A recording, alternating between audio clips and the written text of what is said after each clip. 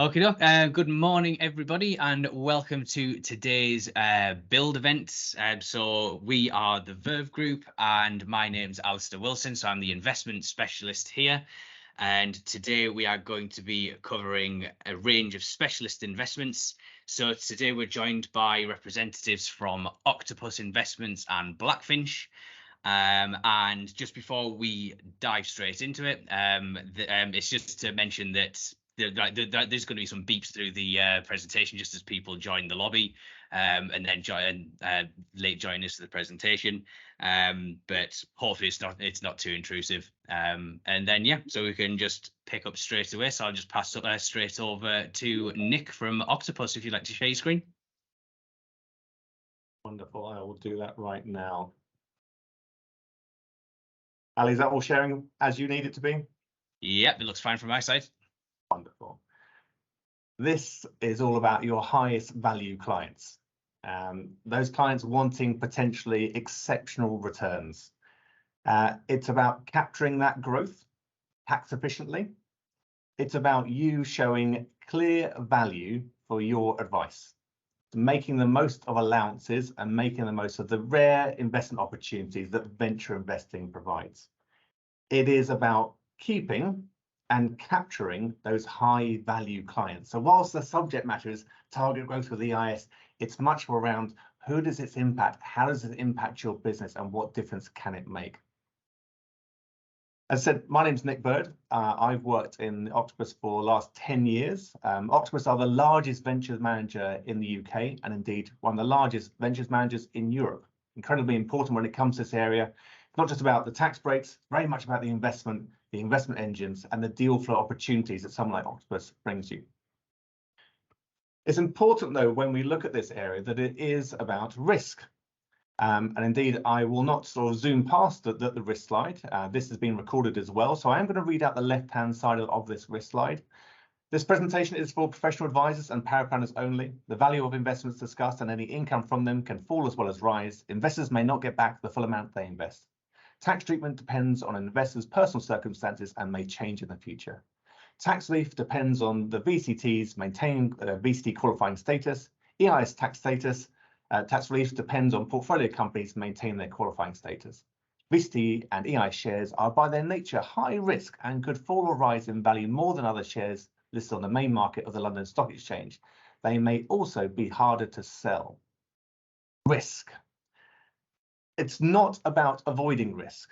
It's actually about embracing risk for potential return. So whilst I think sometimes the temptation is to zoom past risk slide, risk is important in this area. Risk is about capturing that risk. But what I don't want you to think is, how many clients do I have with a 10 out of 10 risk profile? Because you'll think of none, or certainly very few. It's about managing risk, embracing risk, but managing risk is something that you do as the advisor. With the asset allocation, that you think about how much you give to this proportion on the pie chart, and we'll talk about that an awful lot more about where this sits in a broader investment portfolio. And it's also, of course, how do you manage risk with the investment side? That's about manager selection and choosing the appropriate manager, as you always would. So in terms of the agenda, what will we give you today? The first area is really about the driving on the investment side. Where's the opportunity? Where does it sit? How can I show my clients something that I'm giving them something different to the rest of their asset allocation? And what are some of the key features around that? Clearly, there is a tax wrapper involved with the EIS wrapper. And if you're going to embrace the risk and the potential returns from venture investing, capture that growth. And the EIS wrapper is a beautiful wrapper designed to do exactly that. One that's been supported by the governments for many, many years now. We'll bring that back round to the clients. That's important. This is not just a technical nice to know. This is about how you use this for your clients. Which clients should you be thinking about? And I'll repeat it again. It is your highest value clients. Those ones that probably make the biggest influence to your own assets under management, the clients that you want, the clients you want more of in a very time-poor world for financial advisors. This is about the higher end of clients. We'll give a few sort of summary and next steps, and we'll leave a little bit of time open for Q&A. I believe there's a Q&A box to type in. Please do that all the way through. I think Ali will just collate those at the end, and we'll look to answer as many as we can. Any we miss, we can clearly pick up afterwards. So let's kick off with this opportunity. I did an event just yesterday with the lead manager of the Titan VCT, and he came out with a wonderful phrase, which I wrote down, that innovation is a timeless trend. So there's always opportunity. There's always going to be opportunity for the beginnings of companies. What I think I add now is that it is a timeless trend, but maybe right now there's also perhaps an additional opportunity. And there's two reasons for that. The first slide here is going to talk about, I guess, the world of the advisor and some of the tax reasons you're looking at around here. There is an increased squeeze on higher earners in terms of tax. There'll be more additional rate taxpayers than ever before with the recent budget changes. So an increased tax burden on those clients. If you're running your own business, or indeed you're just receiving dividends, again, an increased pressure on the returns you're getting that through the dividend allowances. Also around corporation tax, that's sort of bubbled around, but I think the reason I put that in there, when you think about your high earners, thinking about perhaps your PAYE high earners, but I think also think about your business owners. And I think that often that's where they're taking dividends out of businesses, and that's a way of helping those clients too. And growth investors. Well, I can't think of any investor that doesn't want to be a growth investor. And the opportunity to make the most of growth has been limited by the recent changes to CGT allowances that are coming down and down to almost an amount that has been almost barely worth having. So it is about the greater stress on how do I find and capture growth. And that's the investment side, but it is the tax side as well. And that's why I feel that often good planners will outperform good investment managers, because the outcome is always a pound in your pocket return that advisors really focus on and really provide something through there. So that's sort of, I guess, the tax environment. I obviously had a recent budget as well around that. The other side, I guess, is a little bit around, well, is this a good time for venture investing? There are obviously uncertainties in the market right now. We've had issues with potential banking crisis, which hopefully has been averted. We've had recessionary pressures. We also had interest rate pressures and so on. You think, right, okay, is this a good time? Now, in ventures, there's not so much of a sort of a market cycle as such, because the nature of venture investing is you're always starting at the beginning of companies. And by doing that, you perhaps take out the sort of, is this the right time to buy in like a market cycle? And yet there is a bit of a venture cycle in that, is now the right time to be getting into some disruptive times? And I think it's quite useful when we put this slide together to think back to the last difficult time. I certainly remember living through that in 2007 to 2009. I'm sure you all do as well. And a very, very uncomfortable time to be thinking about investments. And yet in that time, you had amazing companies launch themselves and then go on to be huge companies. The likes of Uber, Airbnb, you got WhatsApp there as well. I mean, even in our world, a firm that we backed back in 2007 in Zoopla, and these billion-pound businesses that are created in times of uncertainty. And they quite like the uncertainty because it provides them a number of things they want. They want to be able to disrupt business quickly, to find that innovation, to find that gap. They need quality people to help them do that. And with some of the layoffs you're seeing perhaps in the tech sector, those people that aren't working at the Googles and Amazons and so on now have the opportunity to work in these really high-paced growing businesses. And often they scratch their entrepreneurial itch when they come out of perhaps the golden handcuffs of a larger company and have the opportunity to do that as well. And indeed, those incumbents are perhaps more inward looking, whereas the startups are nimble and really in a great pace to grow. And even for us as a venture funder, there's less competition as perhaps some of the institutional funds sort of step back a little bit, and that helps us with winning those businesses and also winning them at a good value when we're coming into those businesses. I mentioned there about how it's less around a market cycle, and I'd really like to make a big point around this, around the sense of what you get in venture investing. Do not see it as something that's on its own. It's part of a broader portfolio. I come from very much an investment background across my time in financial services. Across the 25 years I've worked in financial services, and I could always visualize the pie chart of investments and always remember why the pie chart exists: for diversification. Diversification means difference. And that's what you provided here. I think in recent times, there's been a worrying correlation between many parts of the pie chart. What you're getting access to in private markets is away from the noise of public markets, which are constantly driven every minute of every day by sentiment-driven change. This can give you something different. Again, you're at the beginnings of companies, so it's not about where am I buying at the right time of this company. You know, you're always going to be at the starting point, not at, well, you know, it's reached its maturity. Is there much more to go? You're always at the starting point. That gives you, I guess, a different return profile. You are getting small, more nimble companies, ones that can react quickly. You are accessing real potential growth there. And again, when we're looking at the area of ventures, it's the opportunity for multiples for your return. Yeah, at Octopus, we'll look at companies with the potential to grow 10 times, not 10%. Again, that's the difference there.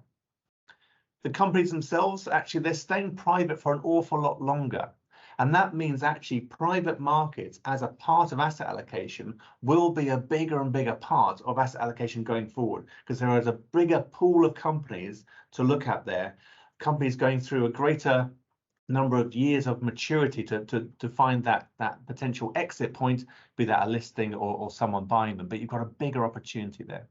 Now, as I said, you know, right from the beginning of the risk slide, all that does bring risk, and I'm definitely going to come back to that. But if you're looking to produce a portfolio that looks to find risk and return in different ways, see that as the difference that you provide here. So don't come to this thinking about just tax. Do think around the actual nature of the asset class. At Octopus, actually, we've produced a really good white paper on this. We've engaged with Hardman & Co, who are a research company, to really have a deep dive, and let's look properly at this. Let's have a cold crunch of the numbers to understand what difference adding venture will add to your portfolio. I'd urge you to reach out to us to get that. You know, you can contact Octopus or myself or via Ali. So please do reach out for that. I think it's a really interesting document, thought-provoking, to really make people think about where does this sit as part of my portfolio. Lots of positives, of course, but it's always right to balance with you know, negatives as well. And it's not all positive stuff. There are headwinds in 2023, of course there are. With inflation, interest rate rises, which unfortunately for many mortgages might be happening today, that does have an impact on the value of the underlying companies that we're investing into. So I think whilst they are not so correlated to broader stock markets, you do perhaps need a healthy economy generically to help the growth of those smaller businesses. We probably found that last year or so has been a very strong time for exits. The valuations have been strong, driven by an awful lot of extra money from institutional funds and other inputs there. And I guess their push pricing has really helped grow the value of those investments. And Octopus have done very well in the last couple of years, of hundreds of millions of pounds of exits driven by that beneficial environment. You've got that slight switch around now, which is perhaps less around exits, probably more around reducing some of the valuations that you're coming in at the beginnings of those companies, and probably comes back again to the opportunity of EIS, which is always around building a portfolio from scratch. So whilst we always talk about past performance not being a guide to the future, well, look, it's a symptom of good management, but I think when it comes to venture investing by EIS, you are always starting from scratch. It's what am I going to get now? Where's the environment now? What cohort am I joining now? And that's where I think from the previous slide, you can put an argument together that now is a good time to be in the buy side of the venture sort of cycle. Well, let's bring that through to some of the sort of the key features of venture capital investing. Let's sort of give that a bit more color around that. Probably a bit of repetition. What are the key features of venture investing? It is early stage businesses. It is those companies looking to drive and innovate, disrupt markets. That's why I think as an investor, we're very much a tech-based investor. Now, technology means so many different things now for us. It's around seeing that as the likes of health tech and deep tech and fintech and B2B and consumer tech. There's lots of different sort of verticals within that, but it's about those opportunities to really drive and disrupt markets. And that's where you're getting the companies of the future. So look at the FTSE 100 right now. It is sort of, I guess, still full of sort of banks and insurance companies and so on. What will that look like in the coming decade? I think we've probably seen that already with the likes of the S&P, the sort of the tech domination that's coming through there. And indeed, if you see some of the household names that are invested via venture capital, there's some incredible names on there. And indeed, if we put our own list on there, we'd also very much add to that underlying list. The other side here is that there is failure, and that's okay. We are, I say, deliberately looking for success and dramatic success and prepared to deal with failure. And in fact, if there wasn't failure, we're perhaps not trying hard enough to succeed. So we're happy to swing for the stands and occasionally be caught on the boundary. Now, the failure rate generically in all ventures is around 55%.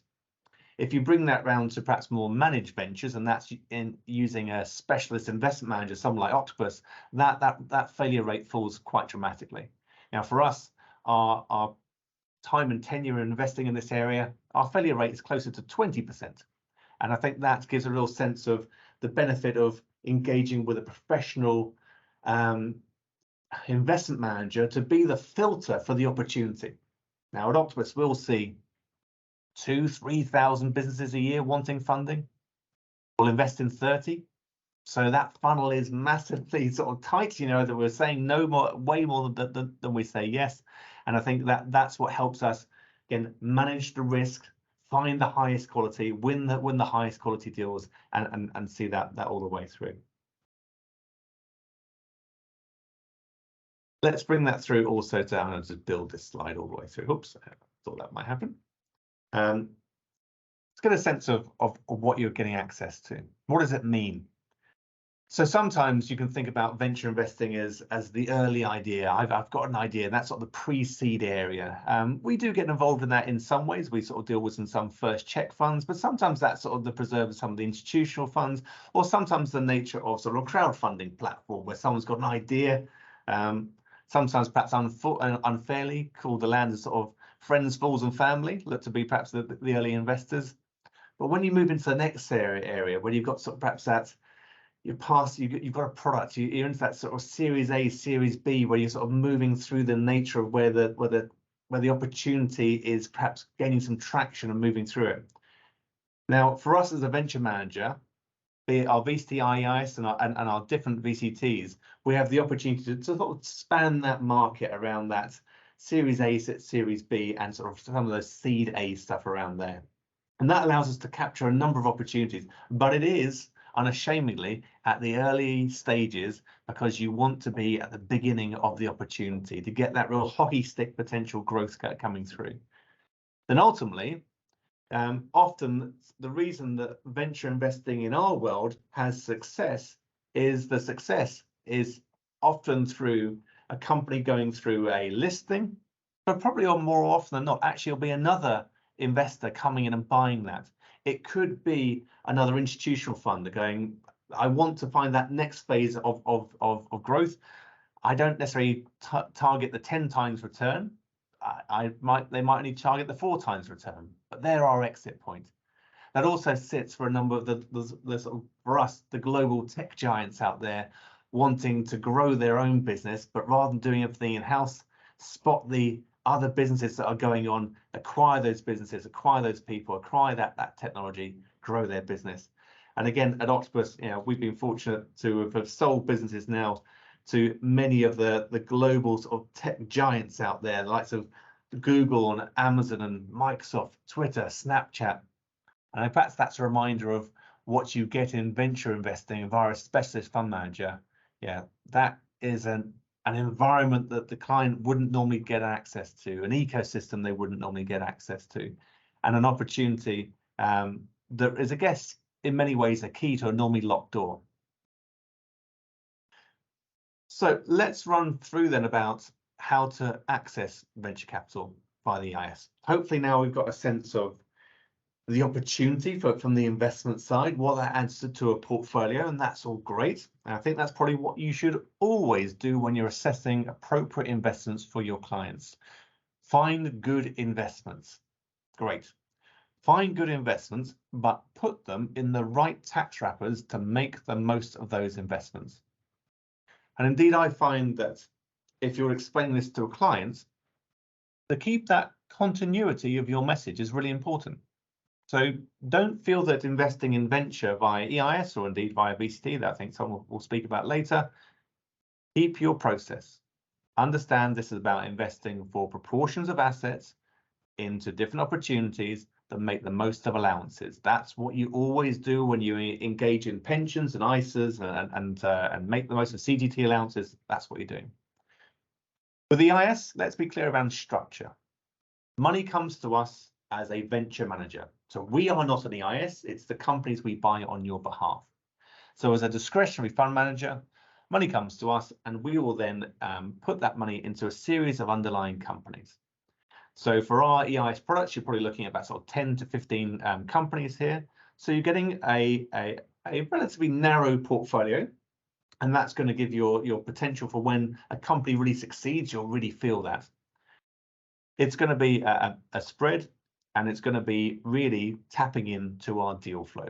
And that's the most important thing you'll ever consider when you look at the potential venture manager that you use.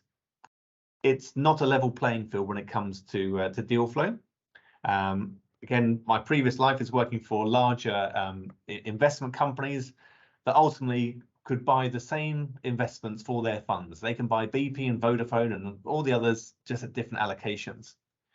In venture investing, it's about the opportunity that you'll see that others won't. It's also about those companies wanting to invest alongside you as well. There's an element of Dragon's Den sort of reality there that it's not about just the money in front of you, it's the partner that you want to help the company succeed. And again, that's where, as a large venture manager, that's a really strong card for us.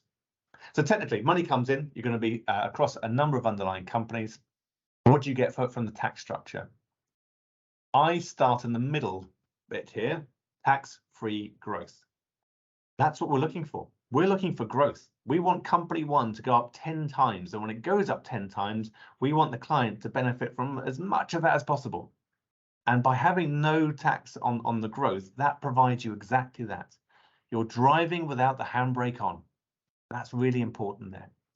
So if company one you put £10,000 in company one and it grows to 100,000, that's 100,000 pounds that you've got there. Without any sort of tax consideration to sort of cut it off at other needs, which happens with other returns you might get from property or other investments that are not that will be subject to CGT.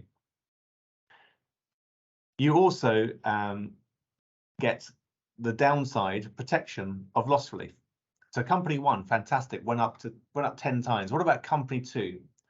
Well, company two fell to nothing. So company one, yeah, that's great. Company two, £10,000 is now worth nothing. Well, let's look at that because there's two parts to play out there. Firstly, company one and company two, when you invested your £10,000 in each of those companies, that also attracted income tax relief. So the income tax relief you get there is 30% income tax relief. So on both of those investments, the £10,000 immediately gave you, once you do your tax return, £3,000 off your income tax bill. And again, talking about showing clear value and perhaps even with a nod to consumer duty around sort of showing clear value, that you're showing clear value that what you've done there, £10,000 has made you £3,000. And that's tangible. And I think clients really feel that. And again, a reminder of who that benefits, all forms of income taxpayers. So someone like me, that's PAYE, but expand that to the areas of dividend taxpayers, even interest that you're getting through, landlords with rental income. So again, the breadth of that really sort of comes out. Where loss relief comes in, well, what if it falls to nothing then? So £10,000 is now worth nothing. Well, actually, let's look at that. You can now claim £7,000 of loss relief at your marginal rate. because you can't claim all 10,000 because you've already been given a £3,000 benefit from the income tax. 10,000, 3,000 income tax relief that you got from that. £7,000. Let's assume you're an additional rate taxpayer, 45%. That's around about £3,200 of loss relief you'll get there. So if you put those two together, that's over £6,000 of allowances and reliefs that you got from your £10,000 investment that fell to nothing. So actually, what was your maximum loss? It's just a bit more than 3,800. So that's actually when you're encompassing potential for growth, but dealing with potential for failure. Your failure is really compensated by a downside loss protection there. And whilst you can only lose once, and even in losing once, you can only lose based on your tax position a relatively smaller amount. Your potential for return isn't in percentage points. Your potential for return is in multiples. And that's often what you'll experience in an EIS style portfolio. You'll get a real asymmetry of return there, in that you're going to get some companies that will do great and some companies will do badly, and there won't be much in between. But the asymmetry of how that comes through is a really strong position in terms of the way that the tax reliefs are dealt with there. So it works in your favour. The other areas that you also get is you get the opportunity to defer gains if you've sold other assets. So there's an opportunity there. And you've also got the opportunity around business relief. These investments also qualify for business relief, which would mean that should you die holding these investments and you've held them for at least 2 years, you've got a full exemption from IHT there as well. One thing, just to be clear on the deferral of gains, just remember there, the gain has been deferred, it hasn't gone. So that'll be live again when you look to sell the investment or the investment is sold, or indeed if the investment fails, that's going to bring the investment live again. So just be cautious around understanding what deferral of gains actually means. Then also, I think the bubble in the sort of top right, whilst the rules for VCT and EIS differ in terms of the time you need to hold the investments, the EIS always looks very attractive. You only need to hold the EIS investment for 3 years to not have any impact on the income tax relief you were given up front.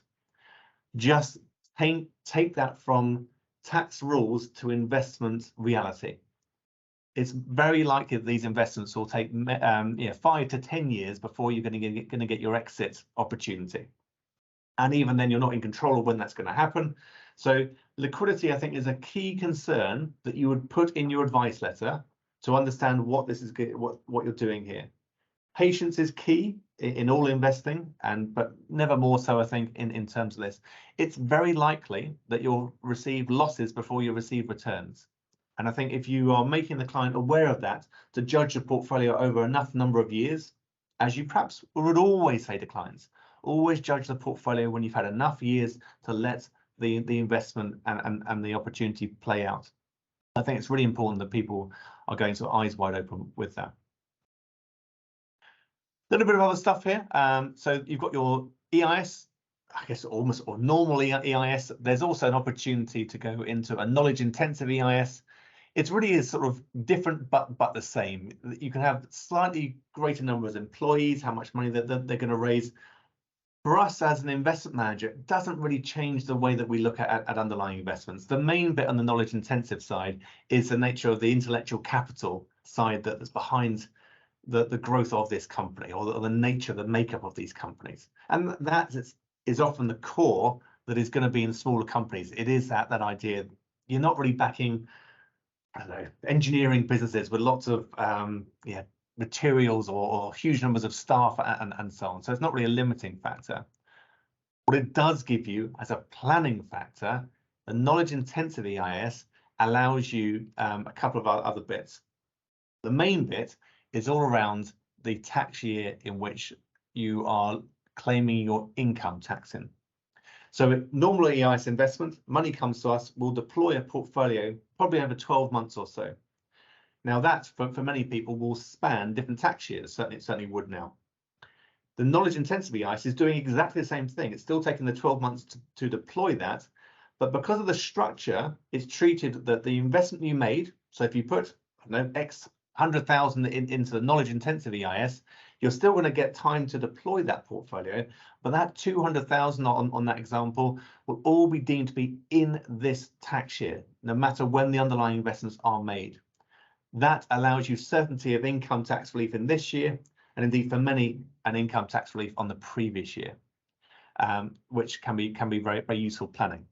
The other side there, just a small bit, you're going to get one certificate. You just get one EIS 5 certificate, and you get that when all the underlying investments are made and you've filled up your underlying portfolio. I hope that is clear. Again, I think, yeah, back to risk. Risk is there. It's about thinking how risk is compensated. And probably actually came back. Maybe I'd sort of zoom past it a bit earlier. This is backing Britain's businesses.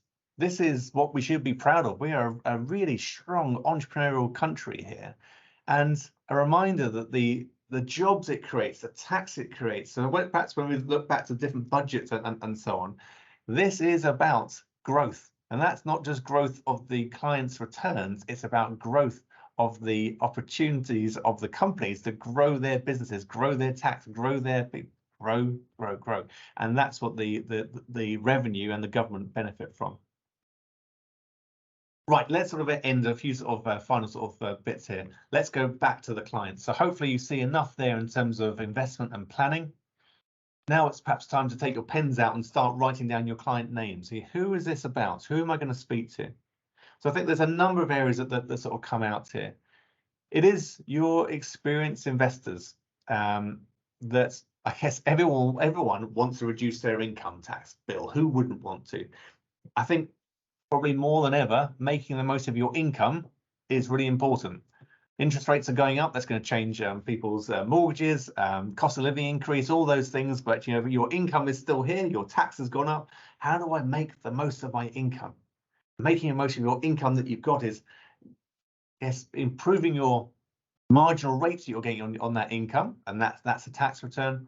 And also, how do I make the most of the returns I get from the money that I'm receiving? And that's about the growth that you get from that. It's interesting, I think, with the EIS can give you the opportunity to go back the previous tax year. That's true of any EIS structure. I guess the knowledge intensive gives you that certainty that you know exactly which tax years you're dealing with there. But even those that are spread across tax years is going to allow you to plan around that. Clients targeting growth. Look, risk and return, part of portfolio, wanting growth, wanting that scarcity of opportunity. Again, that's, you know, clients can kind of go and buy their own funds. They can kind of go and buy their own stocks if they want to. They can I can go on crowdfunding sites if they want to. But what they couldn't get into, and what they do via you and therefore via us, is that scarcity of that amazing deal flow. The companies we invest in wouldn't go to the likes of individuals to get fundraising. They want a significant institutional scale investor like Octopus that give them the rocket fuel to make their company succeed and to grow and ultimately to exit. And again, that talks about the environment we give those clients. We're selling businesses to the Googles, the Amazon, the Microsoft, the Twitter. That is an incredible environment to be part of that you wouldn't normally get access to. Other bits I think come out, bulge events that happen, selling a business or a share portfolio, perhaps an influx of money there.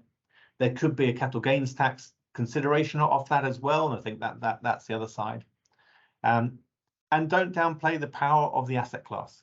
Do think around, what have I got? What's the spread? What's the correlation? And how do I add something that is different, that will perform differently, that isn't so correlated to the ebb and flow, the constant noise and news that's coming through every single day to the quoted markets? Actually having access to the private markets is going to give you something really quite different. So what's next? Well, I hope what's next is you've seen the growth opportunities. You're going to make the most of those reliefs. You see those exciting, agile companies which really sort of diversify the portfolio. You perhaps see some of the arguments around this is an opportunity that's a really strong opportunity for time ahead. But I do come back to the fund manager comment that just the other day that, yeah, innovation is timeless. So this is not, is this a good opportunity right now? Investors that invest with us don't just do it once. And whether that's via the VCT wrapper or via the EIS, it's about a constant adding to portfolio. Their growth needs aren't changing, their income needs aren't changing, their tax situation isn't changing that much. Don't see this as perhaps just a one-off, I'll do it. Put this as part of your process, part of your portfolio. The last part, I guess for me, is we're here to support you. So there's lots of us up and down the country to sit alongside you, to really help all the way through to client meetings. And that will really help you there, that if it's new to you, it's not new to us. We can help you both pre and post sales material in terms of helping with your advice letters, think about how this sits with compliance, all those bits around that. We also produce a huge amount of webinars that I presented many of them myself, access to fund managers, really get a sense of the opportunity underneath it, to sit confidently and competently in front of your clients and show the underlying opportunity there. So I will now look to stop sharing my screen, if I can do that properly. Oops. Let's stop sharing. Hopefully that stopped sharing. Has that stopped sharing, Ali? Good stuff. Yeah, you're back on screen. And looks like I think we've got five minutes or so for any potential questions that's come through. So yeah, very happy to take those. Yeah, I was going to say we've got one through from Mark Beresford. So just through the chat as you were discussing about the CGT deferral. So he's asking, is the capital gains tax payable if an investment exits, and is it at the nominal charge when invested? So will it be deflated by inflation? So the best way of thinking about this is in terms of percentages. So if you invested if you put £100,000 into a qualifying company, and you think, where's that £100,000 come from? Yeah, well, that £100,000 has come from a gain I've made from something else. So let's say it's a property gain. So there was a £28,000 gain on that. I'm going to put allowances to one side at that stage for simplicity. By investing into the EIS, you've got the opportunity to defer that gain. Now, it may be that you have to pay the gain first, so just be aware of that in terms of your cash flow. And indeed, even with deferral of gain, you can go back 36 months from previous gains. So you can perhaps not just what's happened, perhaps investigate through the fact find what gains are previously being made. So you're going to get your £28,000 back once you claim your CGT deferral. I guess the other benefits, you're going to get £30,000 from income tax as well. And that's, in fact, some clients come to this going, well, I've already made £30,000 on the income tax reduction. Maybe you don't even defer the gain. Maybe you don't need to, because you've already got a £30,000 benefit from the EIS investment. Let's take that forward. The £100,000 is now exited. It doesn't matter what value that 100,000 exits. It could be £1 million or zero. 100% of the exit has happened. So that now means 100% of the gain is now live. So that would mean £100,000 of gain is now live again, and will be taxed at the relevant rates at that time. Now, slight risk, what if CGT rates have gone up? Well, then you'll pay it at the relevant rates. What if they've gone down? You'll pay it at the relevant rates. You might want to do some dramatic planning, which is dying. And if you die, the gain dies with you.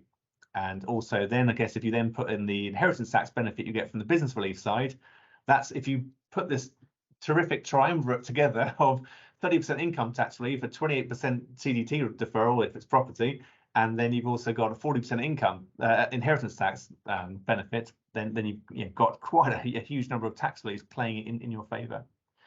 My best analogy I've used of this is that I think of it like with a portfolio, because you're not going to just make one investment. It's like a pizza. You've sat down with this pizza, and the revenue sat down at the table, and they want a slice of your pizza. And what you've done with the pizza, with deferrals, you put the pizza in the freezer. You haven't got rid of it. And so that means that when you bring the pizza back out again, the revenue is still sitting there. And they could be less hungry or more hungry, but they're going to want to take their slice. It might be that because of the nature of a portfolio, you put the £100,000 in and only £10,000 has come out. You take one slice out. And therefore, you can then utilise your allowances, which I know have decreased recently. But that's where you could almost bring the slices out bit by bit, which might mean that you're using and utilising your CGT allowances across the time, all the way through to the pizza being totally taken out of the freezer. Or indeed, again, die with the pizza in the freezer and the revenue never got a chance to eat it. So if that analogy sticks in people's heads, that sort of certainly makes it easy for me to understand. Oh, right, yeah, yeah, I'm sure it will. But yeah, I was going to ask as well. How's the funds, like the fundraise, looking from Octopus's side? Like, are you seeing like a big uptick in businesses? Because like another thing that we all know that the capital gains tax exemption, like the allowances, that's being reduced in coming years. So are you seeing kind of like an uptick in business or anything along those lines? Yeah, no, absolutely. I think that there's two sides to this. I think there's the deal flow that we're seeing. So that's an incredibly healthy environment for huge numbers of businesses wanting to grow and innovate, and we are the rocket fuel to help them meet their ambitions. So that hasn't been a limiting factor at all, and that's good for us as a venture manager. And actually, a lot of what we do is finding those best companies, but the best companies want to work with the best venture managers. So almost how they select us. And we've had a number of entrepreneurs that have been serial entrepreneurs with us time and time again. I think that's pretty useful. I think from an inflow point of view, our Titan VCT, which is the largest VCT in the UK, that's just gone through 200 million pounds of its fundraise. It's only got another 50 million left. I think that will go possibly before the end of the tax year. And we often have a number of disappointed people that we hand money back. So that's where perhaps there is a squeeze for to don't miss out, I think, is often the side there. And you think that 200 million has come from a huge number of people investing what might be 40, 50,000. Yeah, many of them, yeah, look, you do get your 200,000s that come into that as well. But that's a huge number of discussions with clients needing that additional part side. The other side for us is our knowledge intensive EIS. That will close at the end of the tax year, no matter how much we've raised. So 40 million is a raise. And I know we're dealing with a number of large cases there because the opportunity to go back to previous tax years is really quite a powerful one.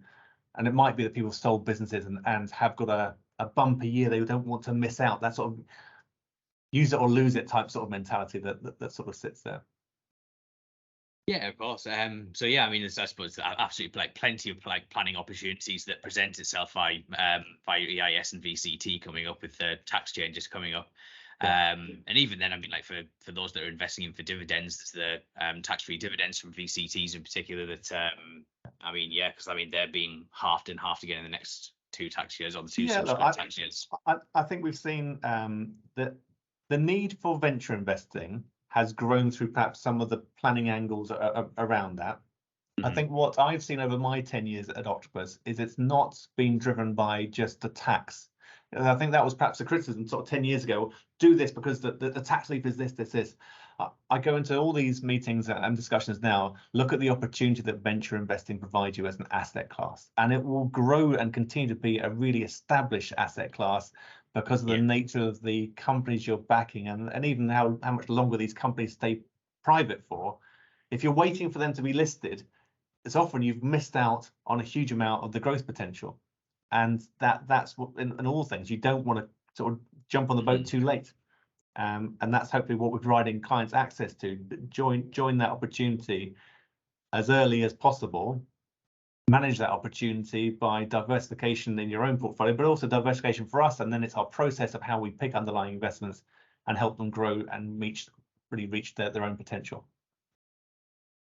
That's spot on. Yeah, so I was going to say, I think I'm out of questions from my side, so it's all very comprehensively explained. So I'll just mention as well that if anyone thinks of any questions in the meantime, so following Nick's presentation, we've got Mark Brownridge from Blackfinch, and then following Mark's presentation, then you're stuck with about 45 minutes of me talking about business relief. Where again we'll kind of like specialize on financial planning opportunities, and of course tax benefits will come into it a lot. But yeah, so if you think of any further questions that come to mind, then I'm sure that so we do send out post-event communications, so you're very welcome to get in touch after the event. Then any questions will pass over to Nick if it's related to Nick's presentation. And then of course both Octopus and Blackfinch both cover all three aspects that we're discussing today. So EIS, VCT, business relief, AMBR, then both providers both cover all three aspects. So yeah, we're happy to forward those questions onto both of you if you have any further questions. Okay, so thank you very much for that, Nick. It was fascinating listening, and So at the moment, we're just going to break for about 15 minutes. So we'll see you back at 10:30 sharp, which is when we'll be joined by Mark Brownridge from Blackfinch. But yeah, I'll just say thank you again, Nick. And Thanks, everyone. yeah, thank you very much. And see everyone very soon. Hi everybody, and welcome back. Hope you're all well refreshed and recharged, and ready to hear from Mark at Blackfinch. So Mark's going to take you through diversification, or the importance of diversification across EIS and VCT. So without further ado, I'll just hand straight over to you, Mark, if you'd like to share your screen and get us underway. I shall do that. Yeah, it's horrible being a tech investor and trying to work a Zoom or a Teams call screen. But yeah, I think I managed it. How are we looking? Is that okay? We're good. Yeah. All good. All good. Okay, excellent. So yeah, hopefully, thanks so much, Alison. Good morning to everyone, first of all. Hopefully you managed to grab a cup of tea or a coffee, maybe a cheeky biscuit. But for the next 40 minutes or so, you're going to hear about EIS and VCT investments. And don't panic. You're probably thinking, I've just heard about that from Nick.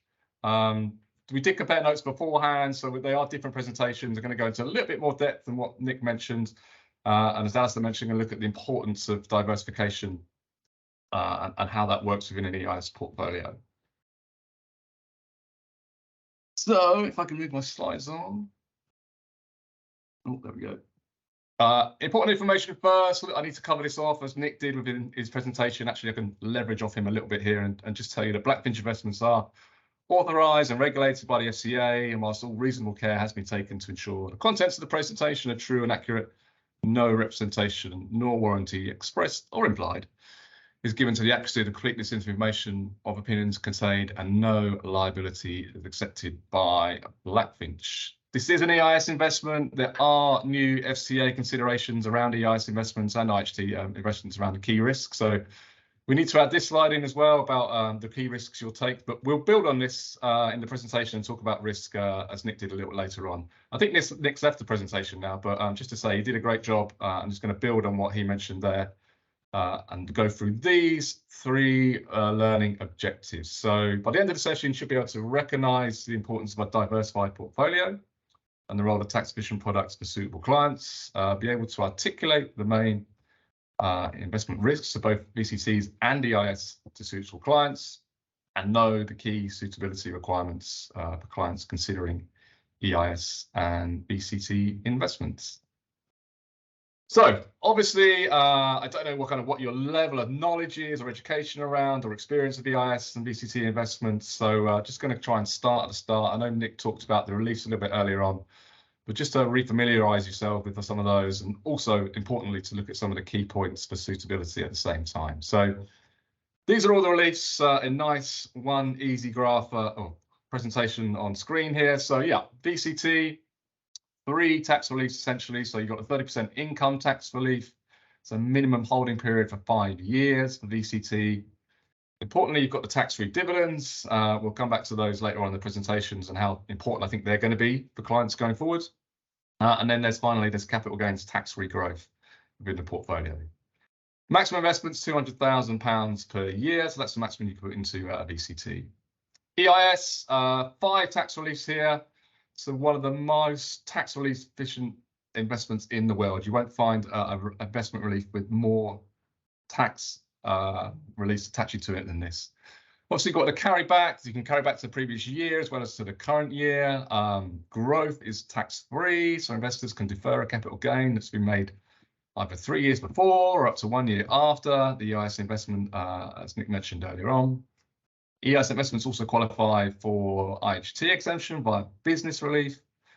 And lastly, of course, again, should any of the underlying companies fail, we've got loss relief, which is available to investors at their prevailing tax rate. Maximum annual investment is £1 million, but it's increased to £2 million if you're a knowledge-intensive company, which again, Nick mentioned earlier on.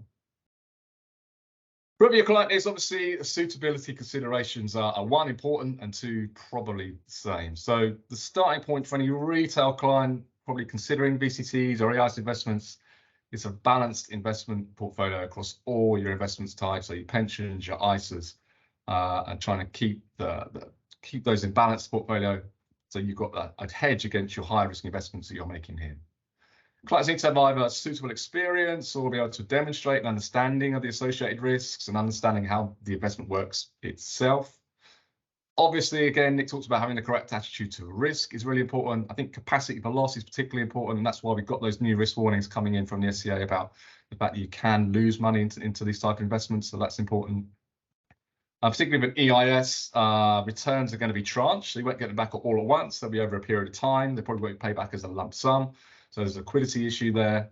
Liquidity issue is also around the fact that these are long-term investments. So we take the time scale of probably somewhere between 4 and 7 years. I know the holding period is 3 or 5 years, but realistically, these type of investments aren't going to exit probably till 4, 7, 8 years as a kind of ballpark figure for understanding where these type of investments land. So I think it's important to give you an honest assessment of where the time horizon is going to be for an exit within EIS or VCT. Obviously, as well as those risks that we just mentioned, there are risks pertaining within products themselves, and we've identified 5 different risks pertaining to EIS and VCT. So liquidity, product, market volatility, tax risk, and exit risk. I'm just going to run through each of them quite quickly. So EIS, obviously, is the early stage companies. They're just hitting a market. They're just starting to get clients coming through the door. So they'll have a small number of clients. So they are reliant on a small number of clients. So if anything comes along, COVID being a good example, they can be hit quite badly if clients move away from them in a short space of time. Obviously, again, in the past, we've had what we call lower risk EISs or capital preservation EISs. They are not available anymore. EIS very much around growth, innovation, and technology. VCT, they're slightly later stage companies, so they have more clients, but again, any major downturn in the economy, any major event like COVID again will affect them quite strongly and will affect the liquidity. Product-wise, for EIS, yeah, they might have a great idea, a great product, and take that to market and get some early customers, but again, that product will probably need to iterate and change and move. Would I be able to do that? Would I be able to keep up with the market? There's lots of question marks around the product for an EIS at an early stage. VCT, they're slightly late stage again, so that they're heading into decent profit territory at this point. They're generating pretty good income streams. But again, products change, markets move. Can the VCT company move at the same time? Always a question mark. Volatility, no need to talk to a bunch of advisors about volatility. We see it all the time, obviously, particularly at the moment. Crisis markets are pretty much all over the place, aren't they? Particularly tech markets. So we see it in AIM at the same time. So you can invest through EIS on the AIM market and VCTs. Lots of share price volatility, particularly on the AIM market in the last couple of years or so. Tax risk. There are qualifying conditions for both an EIS and a VCT, and that happens not just at the point of investment, but the whole way through the investment. So a company has to go to HMRC, give them its business plan, tell them what it's going to do. HMRC will say, yes, fine, you will qualify for EIS. But you need to qualify the whole way through your investment, not just at this point. So it keeps companies honest. It makes sure they qualify through the whole investment period, because obviously what you don't want is a clawback relief, which is your income tax relief being taken back from your investors. And that's why we have that system in place, HMRC, to give companies a tick in the box. Exit risks, a VCT. It's not guaranteed, but there can be share buybacks. So you're normally you can buy back your shares normally at a discount, but you can do that. So there is some liquidity there. There is some exit risk. EIS, there is no share buyback policy. You will need to find an active an exit in terms of an IPO, a trade sale, or an MBO, and there's no secondary market. You can't sell these shares on a market and get out of the investment as quickly as you perhaps like to. The role of EIS, VCT, just looking through that, really important. I can't overstate in just how much EIS and VCT are important to the UK economy. I used to be Director General of the EIS Association. They're the trade body for the industry. The government is really, really keen on these schemes to help small businesses, and it's because of these things on these schemes. There are, 99.9% of the businesses in the population are small businesses. They account for 3/5 of the UK employment. So almost all of us are employed by SMEs. I am, for example. I'm sure you are. I'm sure lots of your clients are. And the turnover there is about £2.3 trillion. So they're worth a lot to the UK economy. As I said, we saw it in the budget last week, the government, Rishi Sunak, Jeremy Hunt, mentioning lots and lots of times just how important SMEs are and how important they're going to be more and more so to give us that growth that we're probably going to miss out on over the next few years in terms of some of the bigger companies perhaps not giving us the growth that we'd like to see. Just a quick overview of kind of where the schemes are at the moment. Again, we used to talk to government a lot about how much is being invested in EIS, what the figures are, what the numbers are, and they're really keen to see what the return on their investment are. So obviously, they're giving a tax relief here. They're giving 30% tax relief, share loss relief, CGT relief. They want to know, are these schemes doing what we want them to do? Are they getting money into early stage companies for EIS? Are they getting money into slightly later stage companies for VCTs? Anecdotally, I haven't put it on here, but anecdotally, for every £1 that's invested in EIS, the government gets back around about £4 in investment from those companies. So the schemes are doing what they are set out to do. So we can see there, look, 1.1 billion invested in VCTs in 2021-22, a huge increase on the previous tax year, 65% there. And we're starting to see some of Britain's biggest companies backed by VCTs and backed by EISs, and a few names on the screen there. EIS-wise, £27 billion invested in EIS since 1994. It's helped over 53,000 companies now. And around about 37,000 investors claim EIS tax reliefs every year. That number's been the same now for about 4 or 5 years. So the trick for us is to try and grow that pool of investors and try and get more investors investing in EIS, investing in VCTs, and helping back some of these great British companies that, that we've got in the UK at the moment. So, investment life cycle wise, I thought it might be useful to just let you show you how an EIS investment works, how a VCT investment works, and where money comes in and at what stage in a company. So that's what this slide was trying to do here. So you can see down the bottom left-hand side of the slide, company pretty much is starting off the back of a fag packet idea of a company. You know, 1, 2, 3 guys and girls coming together thinking, look, we see a gap in the market here. We think this product might fit that gap. And we're going to get a product together that hits that gap. So it might be a tech solution, it might be an online e-commerce solution, but they will build that and put together what they call a minimum viable product, an MVP. You might have heard those phrases on the Dragon's Den or somewhere similar, for example. So I say that's very early stages for a company. They're getting the product together. They probably don't even know if there's a market to sell that company, that product into. This is where angels, friends and families and fools tend to invest. So it tends to be someone you know, someone a sophisticated angel investor who wants to invest at that point. This is obviously the riskiest stage. Also actually a great time to get into those companies. If you are an angel investment, you can get in at a really low valuation. And obviously if that company goes on through the stages and becomes a unicorn, as an angel investor, you were first in. You should get the best returns of all investors at that point. So moving on from angel, friends and family, we've got our minimum viable product. We've got something now as a company. We can go to market. We start to go to market. And actually, we can start to see that there is a market there. It's what we call a product market fit. So the product's there. We've got a market here. They're meeting in the middle, and we start to see some paying customers come through the door. Start to see some revenue come into the business. It's all starting to look like it could work. It could play out.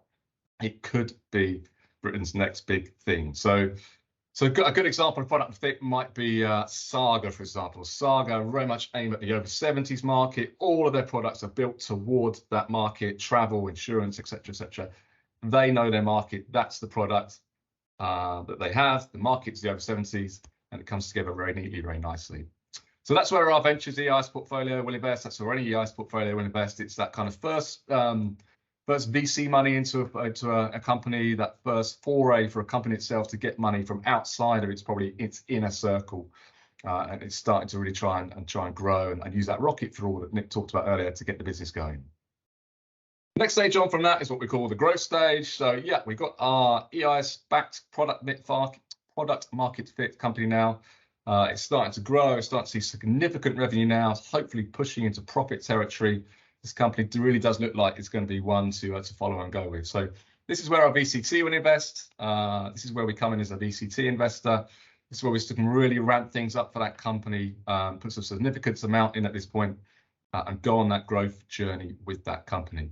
And the ideal scenario for us as an investor is to invest at every stage. We can follow companies. Our EIS portfolio will find those initial companies to invest into. That's kind of our first filter. They'll move on to the VCT. We can do a follow-on investment at that point. We can follow the journey of that company. We won't be diluted away as an investor. We keep topping up money into that company to make it sure it goes on over and above the growth stage, onto an exit, onto an IPO, onto a trade sale, and all of those good things. So yeah, there's our investment life cycle, going from a very early back of a fact packet startup all the way through to your growth stage there.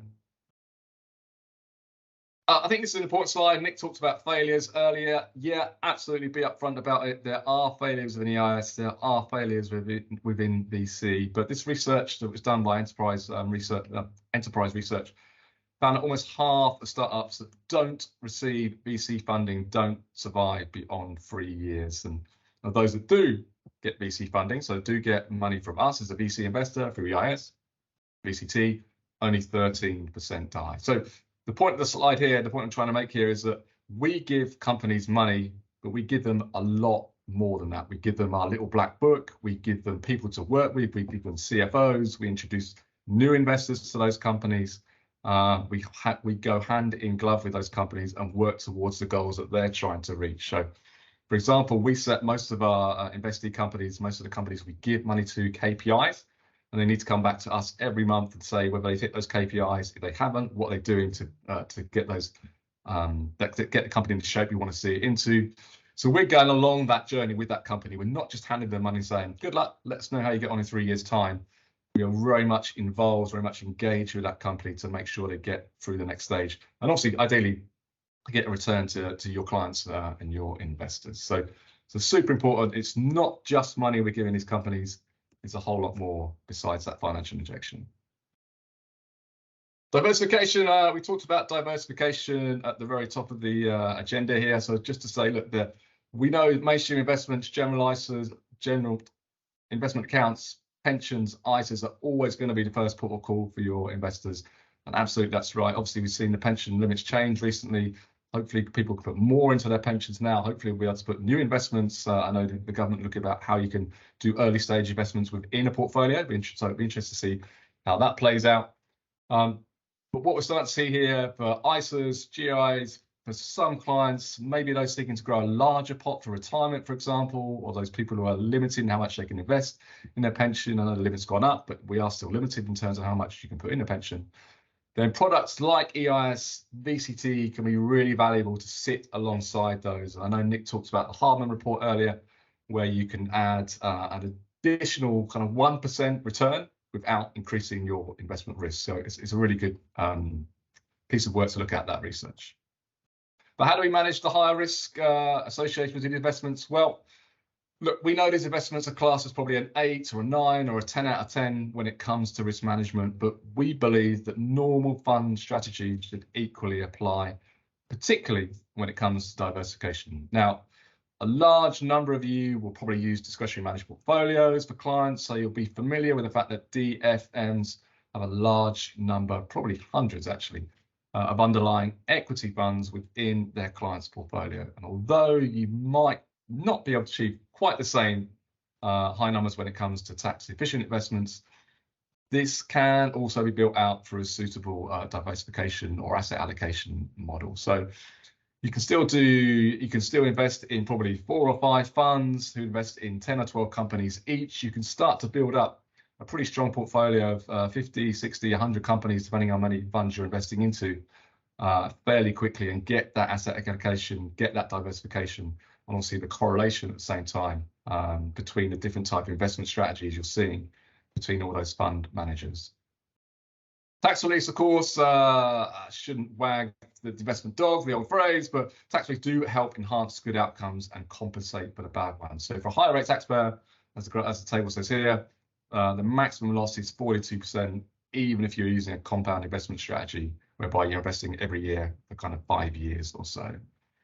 So we're suggesting that you perhaps might want to look at using a larger percentage of your alternative allocation by spreading investment across multiple offerings. You can do that over multiple tax years to be able to achieve the maximum diversification on offer for this year and for obviously other years going forward. Mentioned about the release shouldn't be the driver for these investments, but they do also provide a government-backed tax relief. Don't forget that. These are government-backed tax reliefs. The government looks at these releases every year. It reviews these releases every year and makes sure it's appropriate, makes sure there's a gap in the market to make sure these investments are still relevant. The tax relief is still relevant, and that's very important. So who, what, why, and when to use a VCT? So quite often we hear client advisors saying they don't have clients for these type of investments that they'd be suitable for. So I thought it'd be worth just giving you some examples of what, who, what, where, and when a VCT might be appropriate. First one then is high earners, so they might be wanting to get some extra tax relief. And obviously we've seen the changes to the personal allowances. This could now be of interest to a larger number of individuals. Obviously we had the pensions changes last week, but the pensions changes still mean that for a lot of clients, they're still going to need tax efficient savings. It's still quite easy to max out on your ISA, still quite easy to max out on your pension. So we're seeing more and more people limited by those releases, so they can use the money to use EIS and VCTs. You can see landlords, so their income doesn't count towards pension, they're starting to use VCTs. We're also starting to see a large number of people who have either breached or at risk of the pension lifetime allowance. Obviously, that's moved away now with the changes that have happened recently. But what we're starting to see there is lots of people using pensions as an IHT play rather than an income play. So therefore, the VCT might come in to be able to provide income. I think that's an interesting move forward in the last couple of weeks about how people use pensions, whether it is for income, whether it's for IHT purposes, particularly for higher work clients. They might just want to use that pension for IHT purposes, not for income purposes. As I say, VCT comes into play at that point to be able to give those people another source of income. VCTs generally pay out kind of in the region of 5 to 8% as a dividend, as a tax-free dividend. So if you've got a significant amount in VCTs, that can be a decent chunk of income to come in for those clients. We also have business owners who've got surplus cash in their companies. They can use EIS and VCTs to help offset the tax on dividends should the owner wish to make a profit extraction, for example. And I know we're also starting to see an increase in interest from older clients that are using an annual VCT investment strategy. So again, they're looking to use the dividends to supplement their income when they retire, even actually pre-retirement. It's a good way of kind of moving yourself slowly but surely into retirement at the same time. You can kind of stagger your retirement, go part-time, use dividends to kind of fill that gap before you go into full retirement. But for many VCTs, they do have a low minimum entry level. For example, last spring VCT is about £3,000. So the best way for you to understand these investments might be to consider them for yourselves. It's about how your own financial plannings before you buy. And obviously, at £3,000, you can put your clients quite gently, quite as a gentle introduction to VCTs and do a minimal amount before going into higher amounts. So yeah, just some ideas and thoughts about where you can use VCT investments at that point. EIS, so we've got the who, where, why for EIS. Probably no surprise, it's fairly similar to VCT. What we see here was probably an earlier stage in the investment life cycle for EIS, so they're slightly earlier stage in where they're investing. As such, they're probably slightly higher risk at the same point, so funding tends to come initially at an earlier stage. So we've got to look around and take some care about choosing the correct attitude and attitude to risk, having the ability to understand where there could be some failures, but also the knowledge that the loss release will help to offset this. When we talk to advisors, they tell us that potential clients tend to be ones that those will benefit from more than just one tax relief. So potentially those clients might have sold an asset, they might wish to defer the CGT. An example here could be an older person that's selling a holiday home, for example, as you can see on the screen there. They might not be using that holiday home any longer, and they want to release the capital to leave that as a legacy for their family. So again, they're looking to defer, and as EIS, they look to benefit from IHT relief once the investment's been held for more than 2 years. It forms part of their estate planning, so it can be used in that way. Or another way to do it is it could just be that you have a number of sophisticated investor clients that you're looking for a high risk, high reward investment opportunity. Again, EISs fit that bill particularly well, and we looked at some of the companies that you can invest into here. There's some great opportunities out there at the moment, particularly in the valuation market. So look, I think it's fair to say we've probably reached a point in time when the standard answers no longer apply, and people's lives don't always take the traditional path that we perhaps seen in different generations, and time is moving on for lots of people.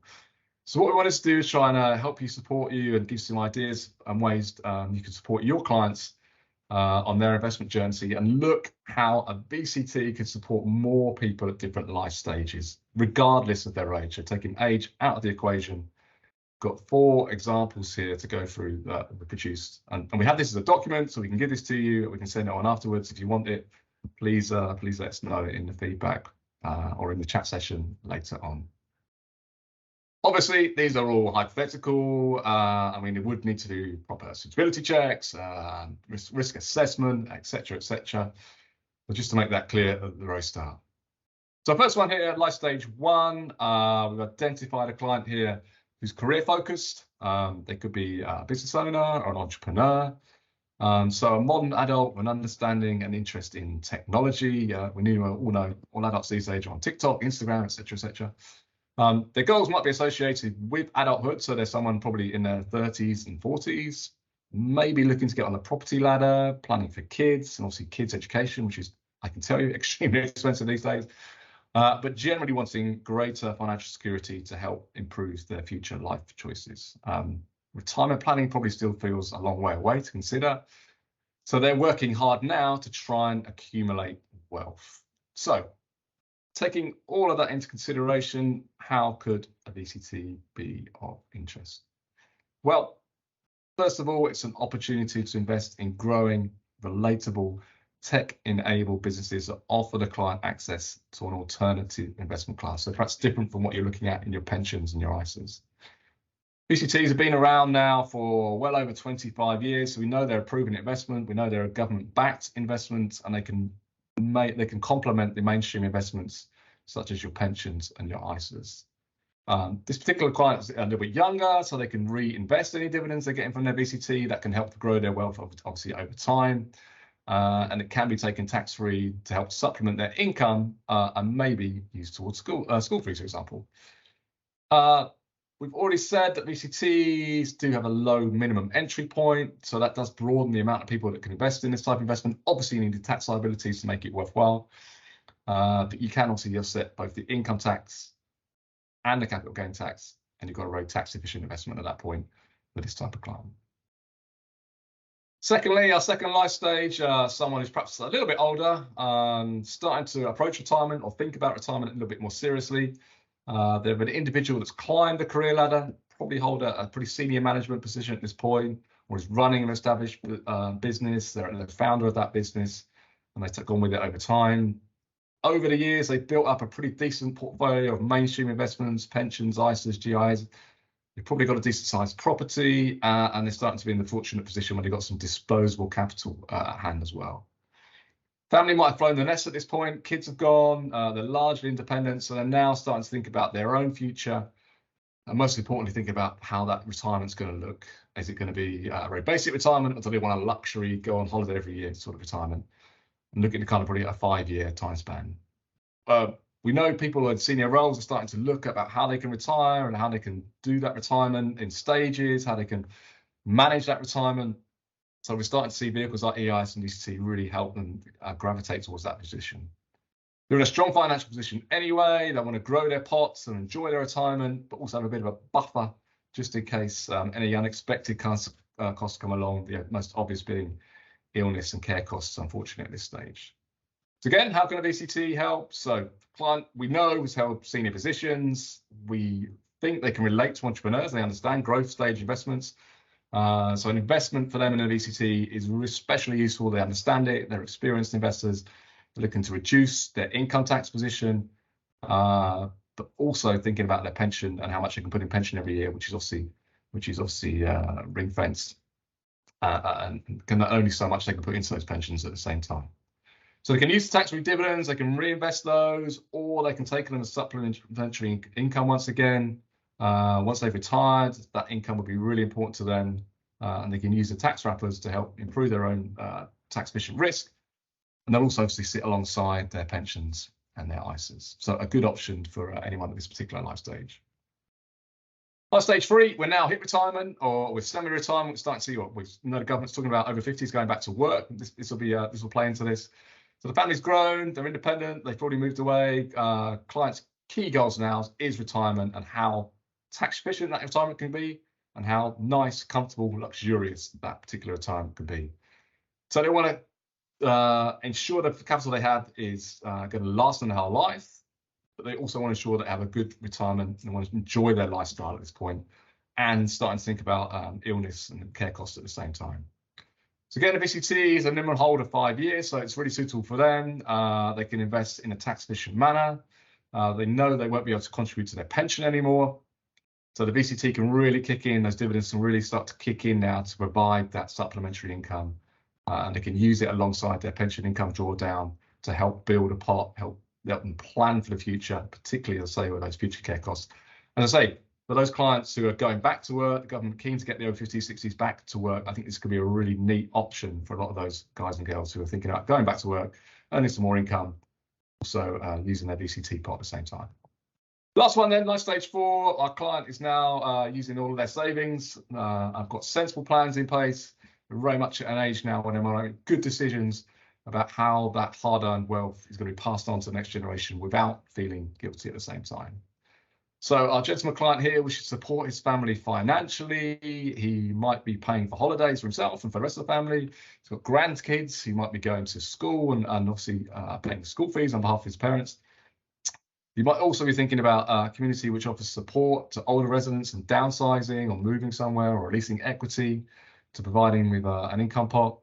And also, you might still obviously want to be going on holiday, cruises, etc., around the world and enjoying his lifestyle at this point. So he can use a VCT that can help him with some of the goals he's trying to reach here. We know these type of investments are probably going to be worthwhile for them in terms of helping with that school fees funding, helping with those holidays. So the client might look to downsize, they might have a large lump sum come available, for example. That's where a VCT investment could be made. They can mitigate income tax, use the tax-free dividends to either supplement their income or help pay the school fees or help pay for that holiday, or even start to think about moving into that retirement community. Again, the VCT can provide some income at that point. We've got an investment window of about 5 years for a VCT, so there's no CGT on the growth.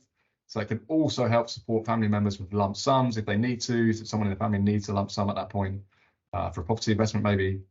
Should the investment dividends not be required, they can, of course, just be reinvested to grow his wealth, grow that legacy, and be passed on at the point of death. Okay, so we're at the end of the presentation now. We've gone through our 3 learning objectives here. Hopefully, we've covered off all of these points. The key ones around the diversified portfolio, being able to articulate the risks. And Nick talked about that in his presentation. I talked about it in mine. It's really important to know that these are higher risk investments as classified by the FCA, but there are significant returns if you have the right appropriate clients who, and going on to point 3 here, have the right suitability considerations for these type of investments. A little bit about Blackfinch. Again, I think as Alistair mentioned, we are a one-stop shop. We have IHT portfolios, both in unquoted and in AIM. We have our Spring VCT, we have our Ventures EOS portfolio that I've mentioned. We have a corporate BR services, we have a company that has lots of money in the business. That can be difficult from an IHT point of view, so we have a corporate management service that can help at that point. And we have asset management, MPS, and unitized funds on our asset management side at the same time. I think I mentioned already, but we have an EIS portfolio, we have a VCT portfolio. In terms of the EIS, you can see here we're targeting a return of around 3 to 5%. So what we generally say is every company we invest into, we're looking for a 10 times return.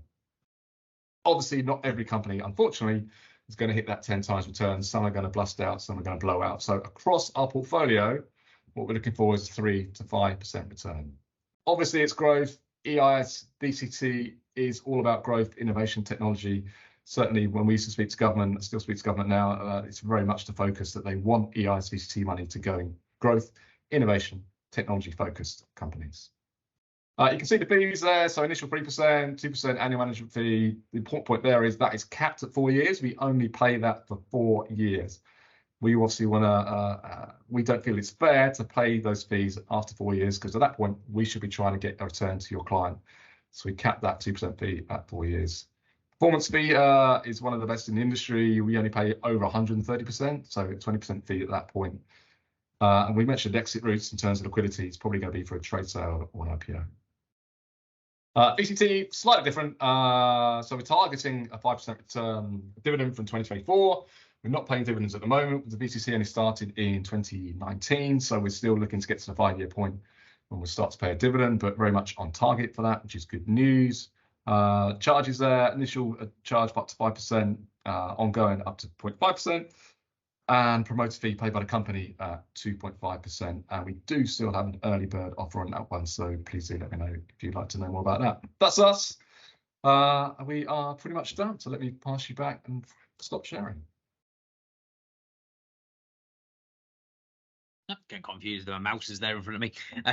Yeah, thank you very much for that. Yeah, it was absolutely fascinating listening. And just to note, we've got a little question in the chat from Claire. So she just asked, in terms of the VCT, are you seeing the buyback facility still functioning, or is it under pressure? Oh, that's a good question. Yeah, very good question. So yeah, I'd say we haven't started paying out dividend yet, so it doesn't really affect us necessarily. So but for the buyback, yeah, there's a good mix across the industry at the moment, actually. So just as an overview, there's probably around 10, 12 VCTs in the market. It's super hard to start a VCT because obviously you need to build up the companies, you need to invest in a good number of companies. Our VCT portfolio probably got 40, 50 north of that companies. So you need time to build those companies up to get dividends to pay out. Obviously, I say it takes about 5 years to be able to pay out a dividend, which is the stage that we're at. So it's quite a difficult market to break into and raise money in. From a buyback point of view, we were starting to see that discount to NAV go down, actually, probably rather than go up. So it probably was 10%. It's probably around 5% at the moment. So there's probably a bit more of a downward pressure than upward pressure. Be interested to see, with the tech market as it is at the moment, valuations are going down. We've all seen the kind of situation with some of the banks, SVB and some of the others that are going bust. Is that a one-off, or is that a contagion effect? Are there more going to go? If they're going to go, are they going to be tech banks that go? So obviously your Monzos, your Revoluts, et cetera, et cetera. There's a lot of tech companies in the banking sector now. So is that going to have a knock-on effect at the same time? So I think it'd be an interesting year to look at valuations generally, and then valuations drive share buybacks at the same time. But at the moment, as we stand, all is looking well and good. Buybacks are being done and being paid, and discounts good. But yeah, it'll be interesting to see how the next year or so plays out. Yeah, absolutely. Yeah, I was going to say, just if anyone has any further questions, then feel free to pop them in the chat box. And again, just Mark will be available for any follow-up questions as part of our post-event communications. So both Mark and Nick will obviously be happy to speak to anybody on this call about any of the more specialist investments, the tax advantaged investments that we're talking about today. And so if anyone hasn't got any further questions, sorry, does that come from Tony about the slides? Yes, the slides will be sent out, and a recording of the session will also be available to watch afterwards as well. So it'll be distributed as part of the post-event communications for you. And yeah, so I guess from my side, it's again, thank you very much for taking us through, and yeah, absolutely fascinating listening. And yeah, it'll be a nice little early break, so we've got an extra couple of minutes for grabbing a cup of tea, and then I will then come back at 11:30, which is when I will be talking through business relief. But even then, I suppose, like as with the two presentations that have come before, where there's been a little bit of like cross-referencing, then a lot of the material that I'll be talking about, it's obviously going to be coming from more of a Verve angle, so it's going to be a little bit more on suitability and suitability reports, and then looking at a little bit more on provider due diligence. But then, like a lot of what I'm going to be discussing relating to business relief will also apply to VCTs and the IS as well. So I'll be sure to kind of make sure it's relevant across all three. Okie doke. So with that, I'll pause and see you all at 11:30. And then again, extend my thanks to Mark for joining us, and yeah, I'll see you very soon. Hi again, everybody, and welcome back to today's build session. So now it's up to me to round off this morning with my section on business relief, inheritance tax, then how this can fit into your overall proposition for clients, how it can fit in with their various characteristics in line with consumer duty, and how it can address various client needs. How to integrate it into a diversified portfolio. So again, linking back to what Nick and Mark were discussing with EIS and VCT, but with a little bit more of a slant on business relief. Then we'll also get into the nitty-gritty of investment strategies, and again talk a little bit more about diversification. I've got like a couple of nice visuals to try and help illustrate that for you. And then also how to conduct due diligence and how to select a provider. So now that both Mark and Nick, I think, have actually, I think Mark's still online. So now both Mark and Nick have done their piece or said their piece. Then it'll be to how to start differentiating between different providers, what different providers might offer, and then how you can then tailor that to different client needs. So we'll just get started with the introductions. So just by way of introduction, my name's Alistair Wilson and I work here at the Verve Group. So my job title is investment specialist. So I do like looking at the nuts and bolts of different investment strategies, asset allocations, correlations, building portfolios, speaking with fund managers, portfolio managers, and then using that to help advice firms develop their prod documents, their look at platform due diligence, build a centralized investment proposition, centralized retirement propositions, and even building panels of approved alternative investment fund providers, which is then where the latter part of my presentation is going to come onto when I discuss due diligence on providers and what to look out for. So just a little bit of a disclaimer then, but like Blackfinch and like Octopus, spot on. Get that out of the way early. So just to start off with the learning objectives. So we're going to start off with, so I'm just going to assume that there's kind of like everyone has like a basic knowledge of what business relief is. But then just to kind of like build on that with some key basics that might have got lost along the way. So we're going to have a look at what BR is, what the tax benefits are, and then how shares can qualify. So there's some little caveats in there to look out for. So also to have a look at the investment risks, so be able to articulate the investment risks involved. So again, we can build on what Mark and Nick have discussed, the IS and VCT, as business relief propositions are underpinned by companies of a similar nature. So then it's how to look at those, but with a bit more of a slant on financial planning rather than the investment nitty-gritty. And then also to have a look at the benefits and drawbacks of BR compared with other methods of IHT planning. So that's just in comparison to some of the popular methods with how you can reduce clients' IHT bills. So what we'll start off with is just a quick look at the inheritance tax environment, the current situation we find ourselves in. So at the moment, the inheritance tax nil rate band threshold is stuck on £325,000 per individual. So just for completeness, this £325,000, this has been in place for a number of years. It's been in place for over a decade now. So this nil rate band is the amount of clients' assets in their estate that are exempt for IHT purposes. So the first £325,000 of any assets for a client, they will not be subject to inheritance tax. So it's called the nil rate band. So because this and so the residential nil rate band can also apply. Sorry, I've updated this figure, so it's £175,000 is the nil rate band per individual. So that means that if a estate's in excess of £1 million, then inheritance tax will be due at 40%. So both of these, so 325,000 and the residential nil rate band at £175,000. So just as a note, I'll amend that figure in the slides that'll be sent out.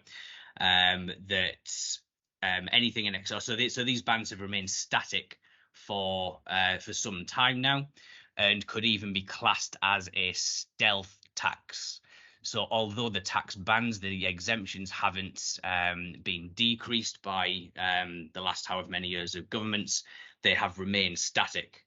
However, as we know from inflation, as we've known from a few bull markets that have happened over the last number of years, so clients' estates have grown exponentially, and even the same could be said with property prices, particularly down south around London in the southeast. The property prices have skyrocketed, and again, that's an illiquid asset that a lot of clients don't have control over, and then that could end up causing them big problems, the inheritance tax that they thought or they might not have thought about initially. So particularly those clients who've been sitting on properties who've, you know, perhaps bought very early on before the property boom into prior to 2008. In London and the southeast, where they've picked up properties for not an awful lot of money, and now suddenly they're looking at high 6, early 7 figures for something that they've paid hardly any money for. So we also know, again, the inflationary environment we're finding ourselves in at the moment. So again, if you're following the news this morning, it's 10.4% to the year to the end of February. So that's had a little minor jump even from the figure reported to the end of January, which is 10.1%. So as a result, the Bank of England are expected to increase the base rate to 4.25% at their Monetary Policy Committee meeting just today.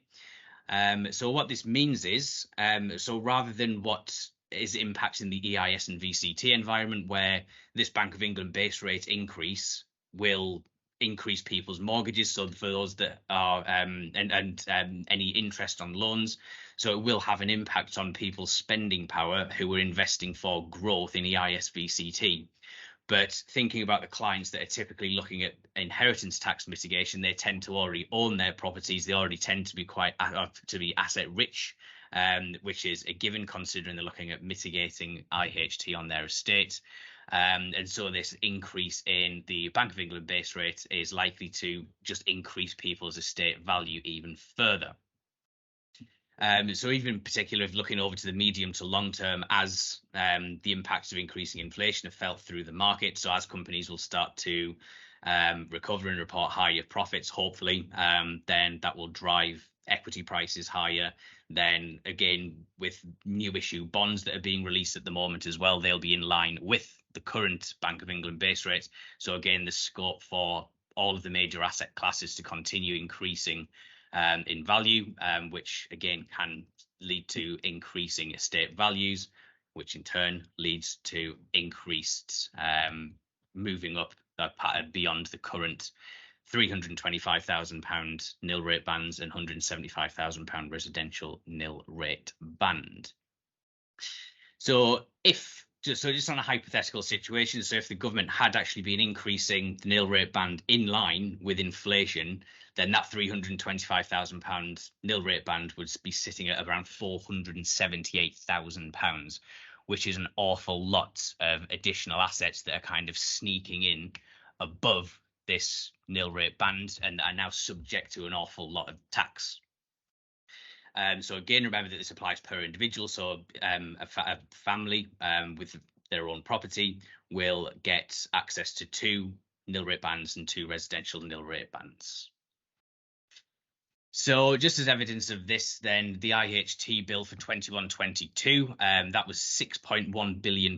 That was the Treasury's revenue from inheritance tax bill. So there's still an awful lot of individuals that either leave it too late, as alluded to in, I believe, Nick's presentation first thing. So they're leaving IHT planning too late and not finding themselves enough time to mitigate that risk, or they're just simply not acting on, or they're speaking to financial advisors and they're just getting hit for IHT without knowing too much about it.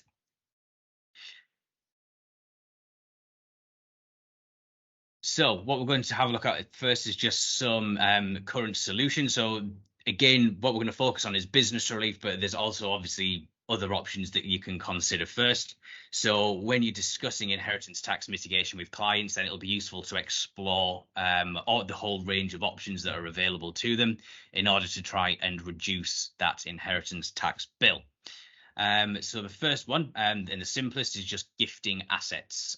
So if they gift part of their estate, so it can be to children, grandchildren, then they can gift assets immediately out of their estates. But at that stage, it does trigger the 7-year clock in order for it to pass completely out of the estate and to not impact on that nil rate band. There is a 7-year wait time for it to pass fully outside of their estate or your client's estate, so it's classified as a potentially exempt transfer. So we'll come back to this when looking at options. So gifting of assets in order, so if clients are already in excess of the nil rate band or far in excess, then gifting can involve a 7-year survival time for clients to live through in order for that to be fully mitigated from their estates. So one particular issue that lots of clients face, and I'm sure that a lot of people in the chat will agree, that when it comes to gifting assets, at least like since my time working as a power planner, it's one of the main reasons for not gifting assets was clients not wanting to give up control over essentially their life savings, what they've worked very hard for, and then they don't want to see that safety net dwindling as well. So by gifting assets, although it does reduce their IHT bill, then 7 years is a lot of time to be without a potentially significant chunk of their estate. So some control may be retained by looking at things like, and also just to preface this as well, just something that Mark alluded to as well, that I'm just assuming that in this situation, clients have already maximized their pension allowance, which is obviously the easiest solution to use the money purchase pension pots as an IHT shelter, but typically the clients that are looking at that will already have maximized their pension contributions. So the next one's gifting assets into trust, but again, this means setting up a new legal structure in order to administer those assets, and it can also increase costs. So not only does it potentially involve third parties in this process, but it also increases the admin time of your advice processes. So it's a lot more hands-on management with keeping on top of trusts, keeping on top of the tax situation, and even then if it's managed in line with the different risk profiles. So if it's intended for beneficiaries, then you can get into all sorts of admin rabbit holes and trying to keep on top of managing trusts. So again, if clients do want to retain control, there's also, if it's in excess of the nil rate band, then it could also become a chargeable lifetime transfer, which means there isn't an immediate IHT tax charge at 20%. So although it's not the full IHT charge, it's at a reduced rate, but still it's what amounts to a 20% loss on funds that are being put into that discretionary trust, or by trust that clients can retain some control over. Obviously that doesn't apply to things like bare trusts. So other solutions for IHT, whole of life cover, but again, this can be quite pricey. And as again, we've mentioned some of the exponential growth of assets and property prices that can cause a shortfall. So the sum assured might not cover the full liability as client assets grow underneath them. And then that can again lead to more and more expensive like expansion of the sum assured in order to fully cover that. So lastly, what we're going to focus on today is business relief or BR qualifying shares. So again, as Nick and Mark alluded to, BR shouldn't be seen as kind of like the silver bullet to kind of get a whole IHT bill off the cards. So it should be or form part of a strategy where gifting, so either to directly to descendants or to a trust, and so our whole of life cover, how these have all been considered first, and then this will all form part of your file note if it does come to recommending a BR product in order to mitigate IHT.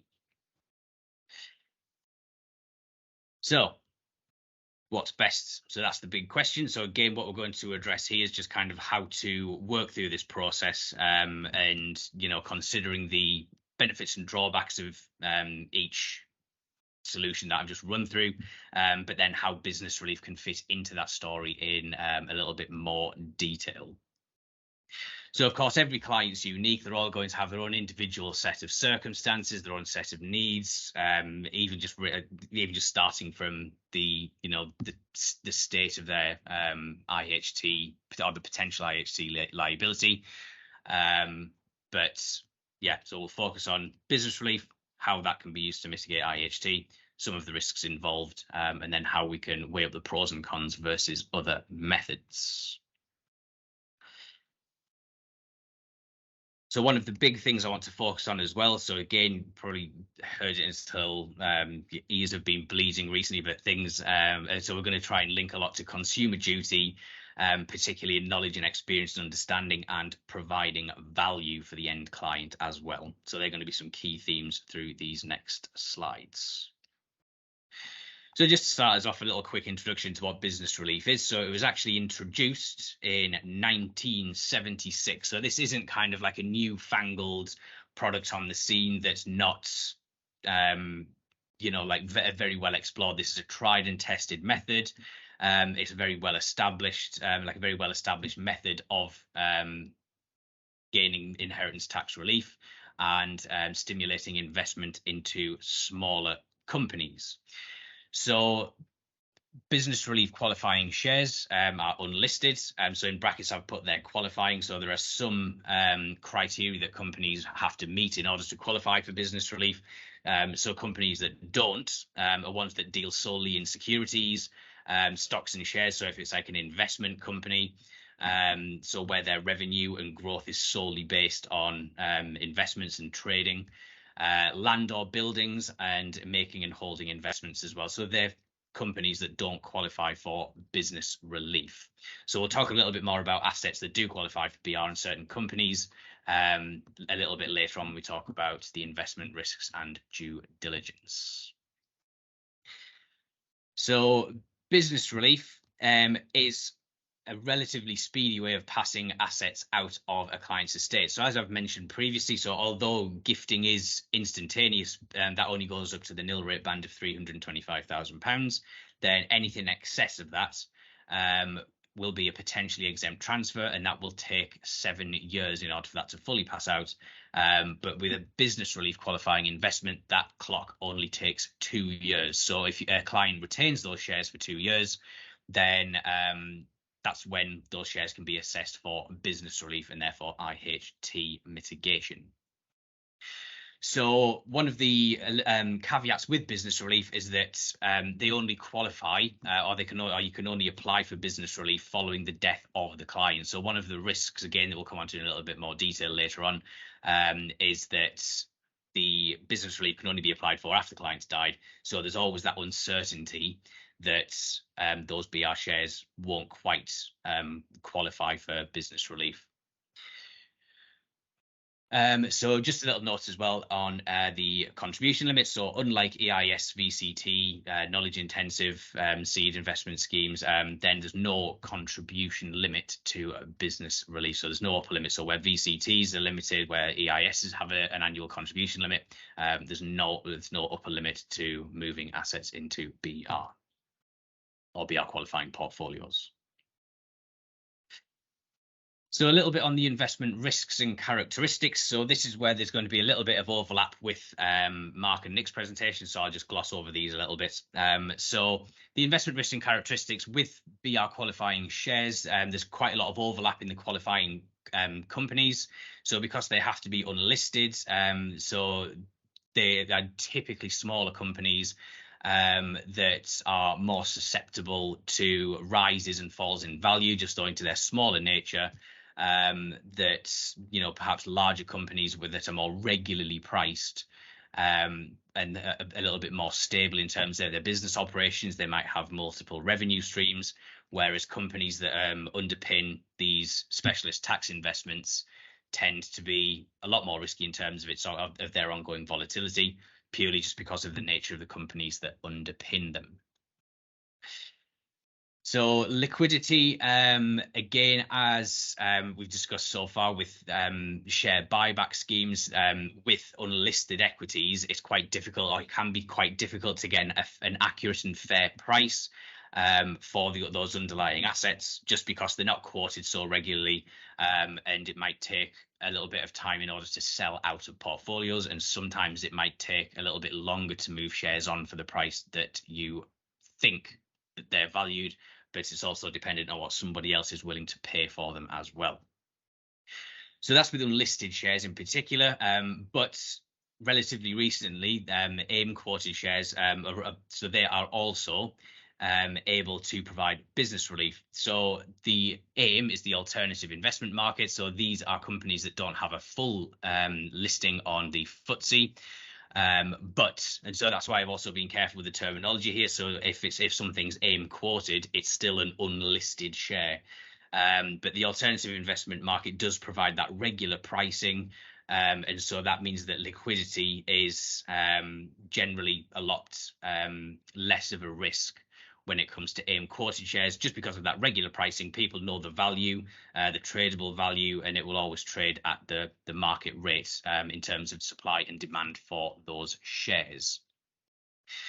So the aim of this is all just to funnel money into those early stage companies. So again, as Mark and Nick alluded to, so their specialties at Octopus and Blackfinch is investing money into early stage companies that will see high potential growth in the future, and it's basically a government incentive to provide a tax relief in order to funnel more money into that lower end of the market, because typically, as we all know, investor behavior, they will always gravitate to more assured returns for a lesser amount of risk, or for an equivalent amount of risk. They will always pick the ones with the higher returns. But in terms of BR, which tend to be a lot higher on the risk scale, and might not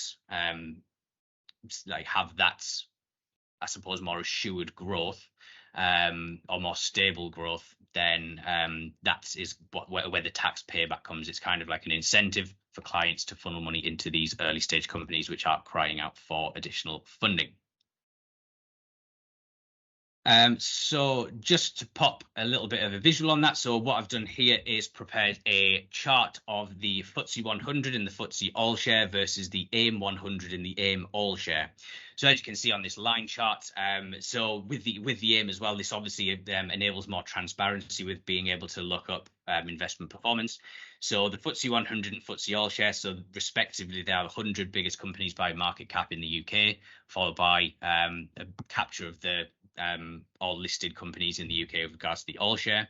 Then the same with the AIM 100, it's the top 100 AIM quoted companies, followed by all AIM quoted companies.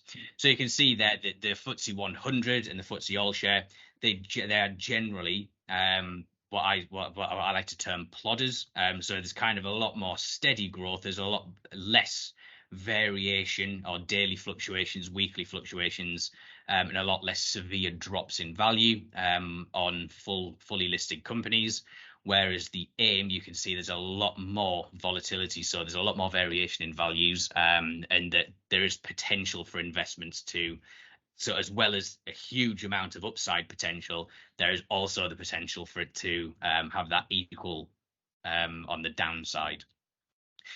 So another metric that I like to use to show this in terms of CIPs and in suitability reports is a scatter chart. So this plots investment returns versus volatility. So investment returns go up on the left and volatility increases off to the right.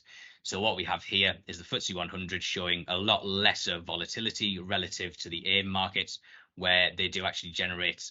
So in this instance, because of the fall in the market since the start of 2022, that the FTSE 100 and All Share are actually showing greater medium-term returns. So this is again over an 8-year period, because I wanted to try and capture the start of Brexit in there, and then get COVID covered as well as the tech sell-off. So again, what happened here in the AIM side of things, again, as Mark and Nick covered, so they have like quite a heavy weighting to tech industries. So we heard all about the Facebooks, the Skypes, the Zooplars, the Airbnbs. Then these are the companies that did exceptionally well through COVID.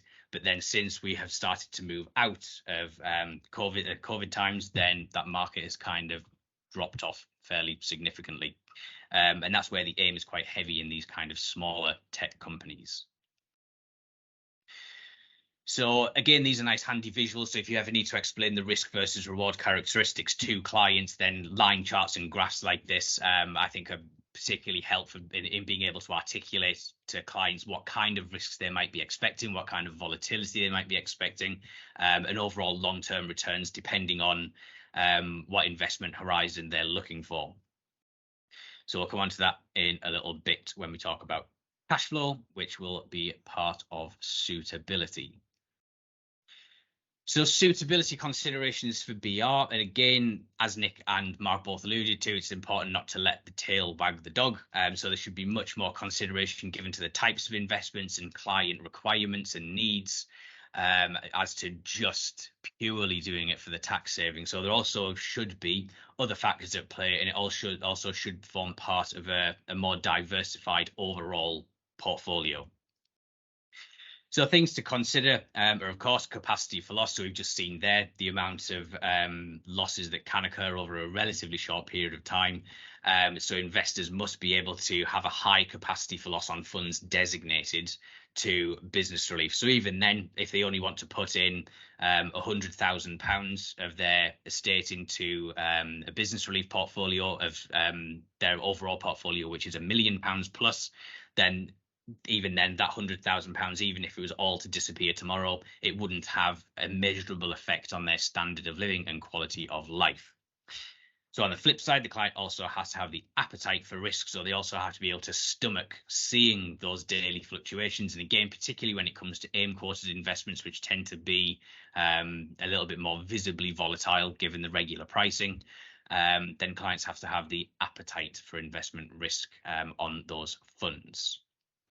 But again, as a make weight and as a demonstration of value, then that 40% tax saving on their estates can also be used to demonstrate value within a suitability report, that this is the monetary value that a client would be saving if this amount was to be, qualify for business relief as part of a BR portfolio.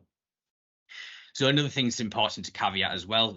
So even though you do have a client, like most clients that are dealing with large estate problems and looking at IHT mitigation will tend to be on the more elderly side.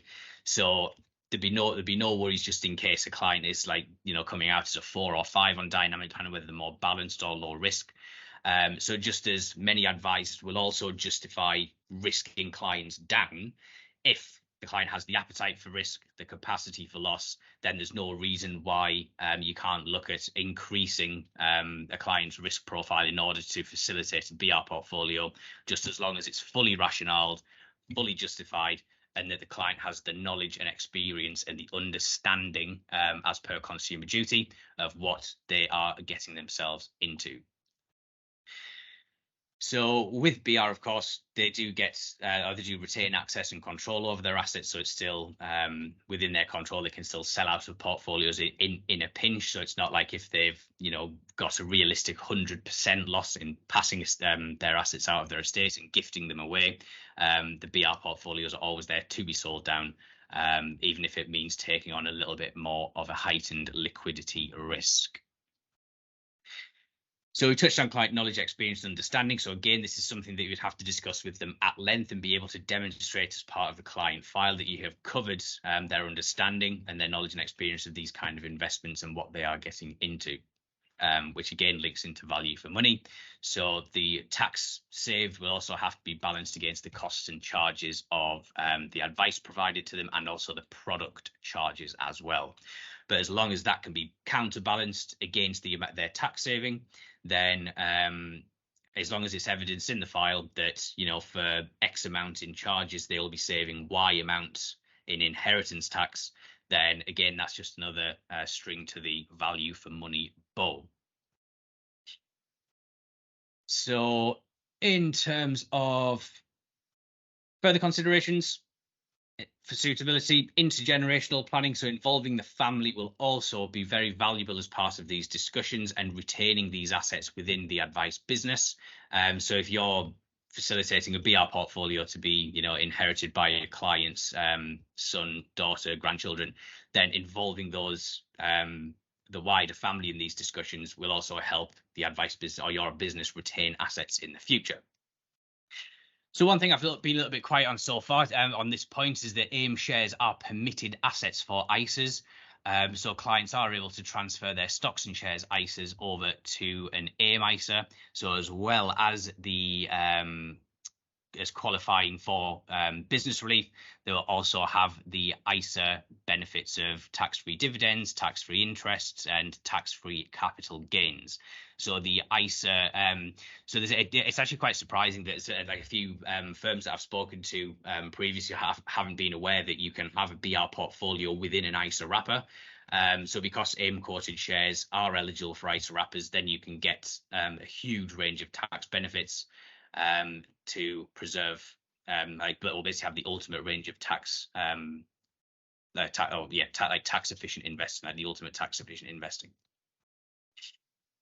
So another thing to consider when you are articulating your client's capacity for loss is building these into forecasts. So as well as these investment losses and the potential investment gains, accurate cash flow forecasting, you can build multiple scenarios in and multiple what if scenarios. So what if there's another bull market that causes your estate to snowball in value by another 10% in 5 years? Or what if there's another market crash which is going to reduce the size of your BR portfolio by 40%?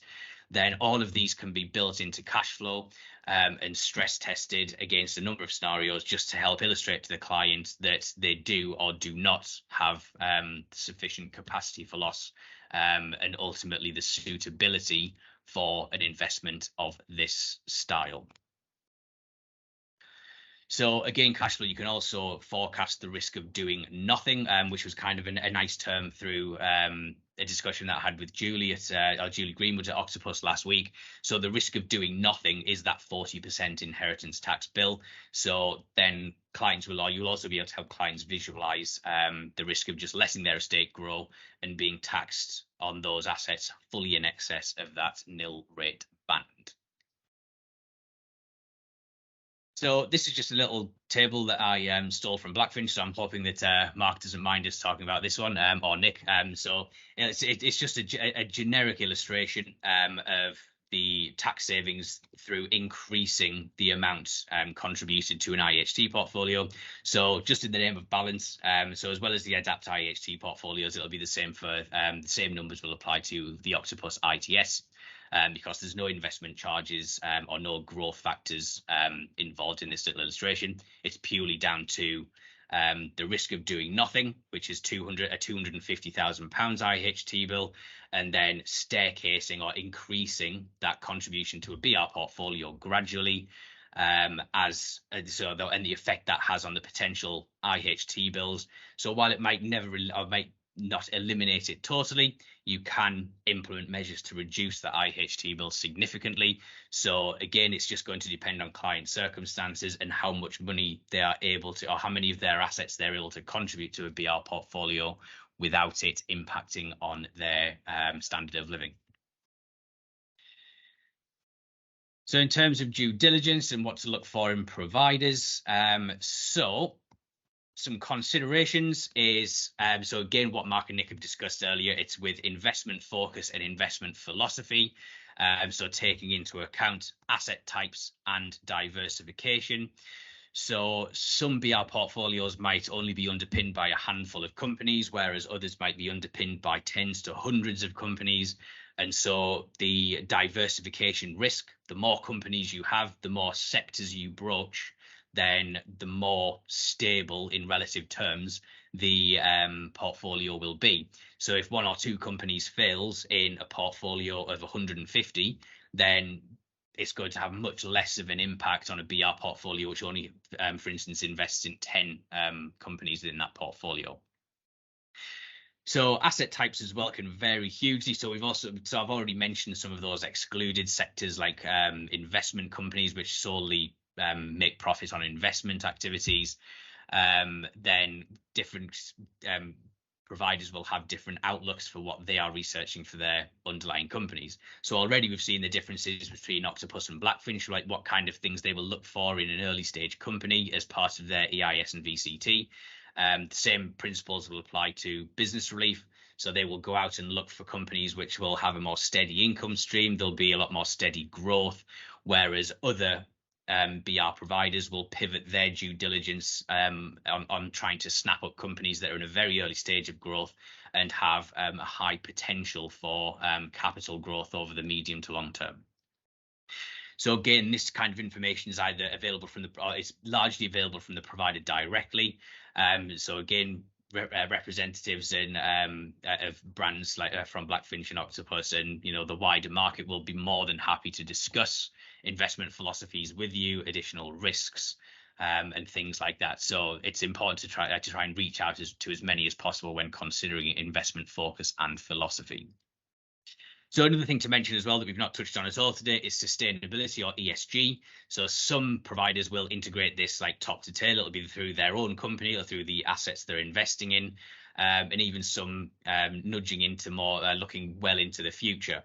So in terms of suitability report coverage, we've had additional client objectives where they've wanted so instead of just saving money for IHT, they've also wanted their money to make a difference. So they've specified to the advisor that they want their funds to go to new technologies, whether it's green energy, renewable energy, whether it's to go into funding science and technology breakthroughs, again, which could have huge impacts for the climate going forward, or even just anything they're particularly passionate about with regards to developing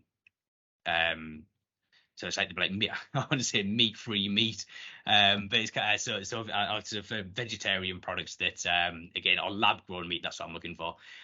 So again, things like that. So knowledge-intensive companies again can form part of a BR portfolio, and is again something to discuss with the client in the early stages of what their aims are and objectives for this investment, and whether they do have any specific beliefs that certain providers may or may not cater to.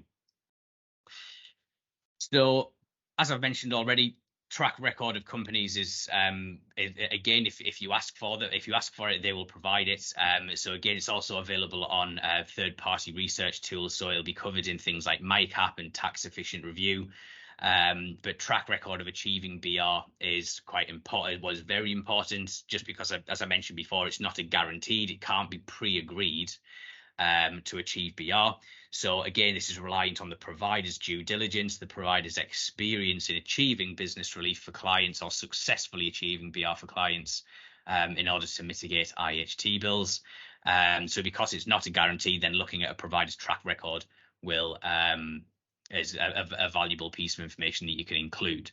And then also, if it does come down to track record after you've built your investment process or your selection process, and it comes down to two providers, one which is slightly more expensive than the other, but the slightly more expensive provider has a better track record than the alternative, then again, it's up to you to decide. But it would be, in my opinion, better to opt for the better track record for the slightly higher price.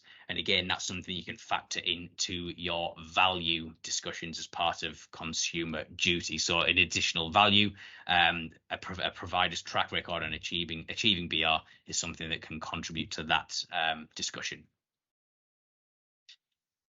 So the way I like to do business relief due diligence, as again with EIS and VCT due diligence, I like to have a process of elimination to just try and whittle down the whole of markets, have a set criteria. And so as part of my process, I will speak to advisors on their needs, which have again been gleaned from their prod discussions that we'll have had earlier, onto looking at, so if there is a case for any bulk due diligence or even case by case due diligence, I always like to follow a process-based approach, just because it's nice and easy to articulate within a file note how you've whittled down the whole of market, how you've narrowed your search down based on X, Y, Z criteria, to have a look at a short list of providers which you've had a little bit of a deeper look into, which is maybe where your look into investment philosophy comes in, sustainability preferences, track records, and ultimately charges as well, which can also obviously factor into the value equation.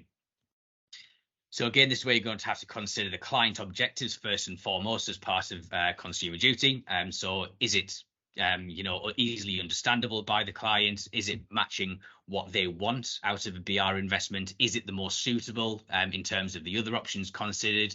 Have they maxed out their pension contributions? Have you broached the subject of gifting? Have you looked into trusts? Then all of these are things which should be noted as part of the client objectives before embarking on looking at your firm preferences on what products. Again, so it's products that you are comfortable as an advisor recommending to your clients.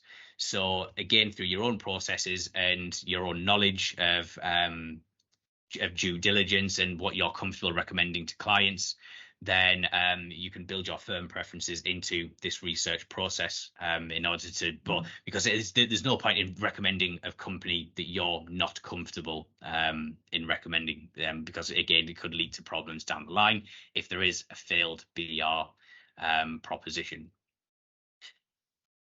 So again, I've already mentioned software tools can be very helpful in this regard.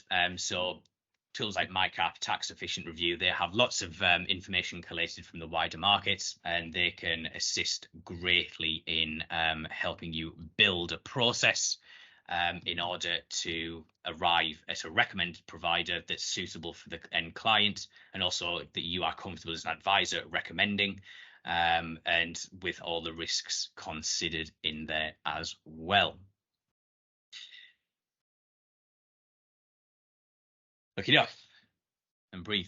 So just to round off, just a little bit of a revisit on the learning objectives. So I think I might have overestimated the amount of time that'll take me to rattle through there, just because I tried to rifle through the last few slides very quickly. But revisiting the learning objectives to understand what business relief is and what tax benefits are afforded and how shares can qualify. To be able to articulate investment risks, so in terms of volatility, in terms of liquidity risk, how to communicate that to the client, and basically just to inform them of the risks that are involved with this type of investment if they are looking to make a BR contribution. And then also just to have a look at the benefits and drawbacks of BR and the benefits and drawbacks of the alternatives as well, in how that can fit into the financial planning process. Okay, so just to round off, I'd like to say thank you very much for listening. And again, if you have any pressing questions, then feel free to get those over in the chat. If you have any not so pressing questions, or if there's something that comes to you later, again, feel free to fire any of those over to either me or to Nick or to Mark. So all of their contact details are on their summary slides. So as Tony mentioned, asked earlier on as well, the slides will be distributed after the event, as will the recording. And all of their contact details are on there. And again, I'm happy to assist from a Verve point of view. If you would like any external due diligence, if you would like any advice from me on how to narrow the market down, any discussion on investment strategies, and yeah, I'll be more than happy to help on that if you get in touch, and we can take it from there. Okay, so that brings us to 12:15, and thank you very much for listening, and I'll extend my thanks from Mark and Nick as well. So I'm hoping it's been a useful event today, and yeah, I'll see you on the next event very shortly.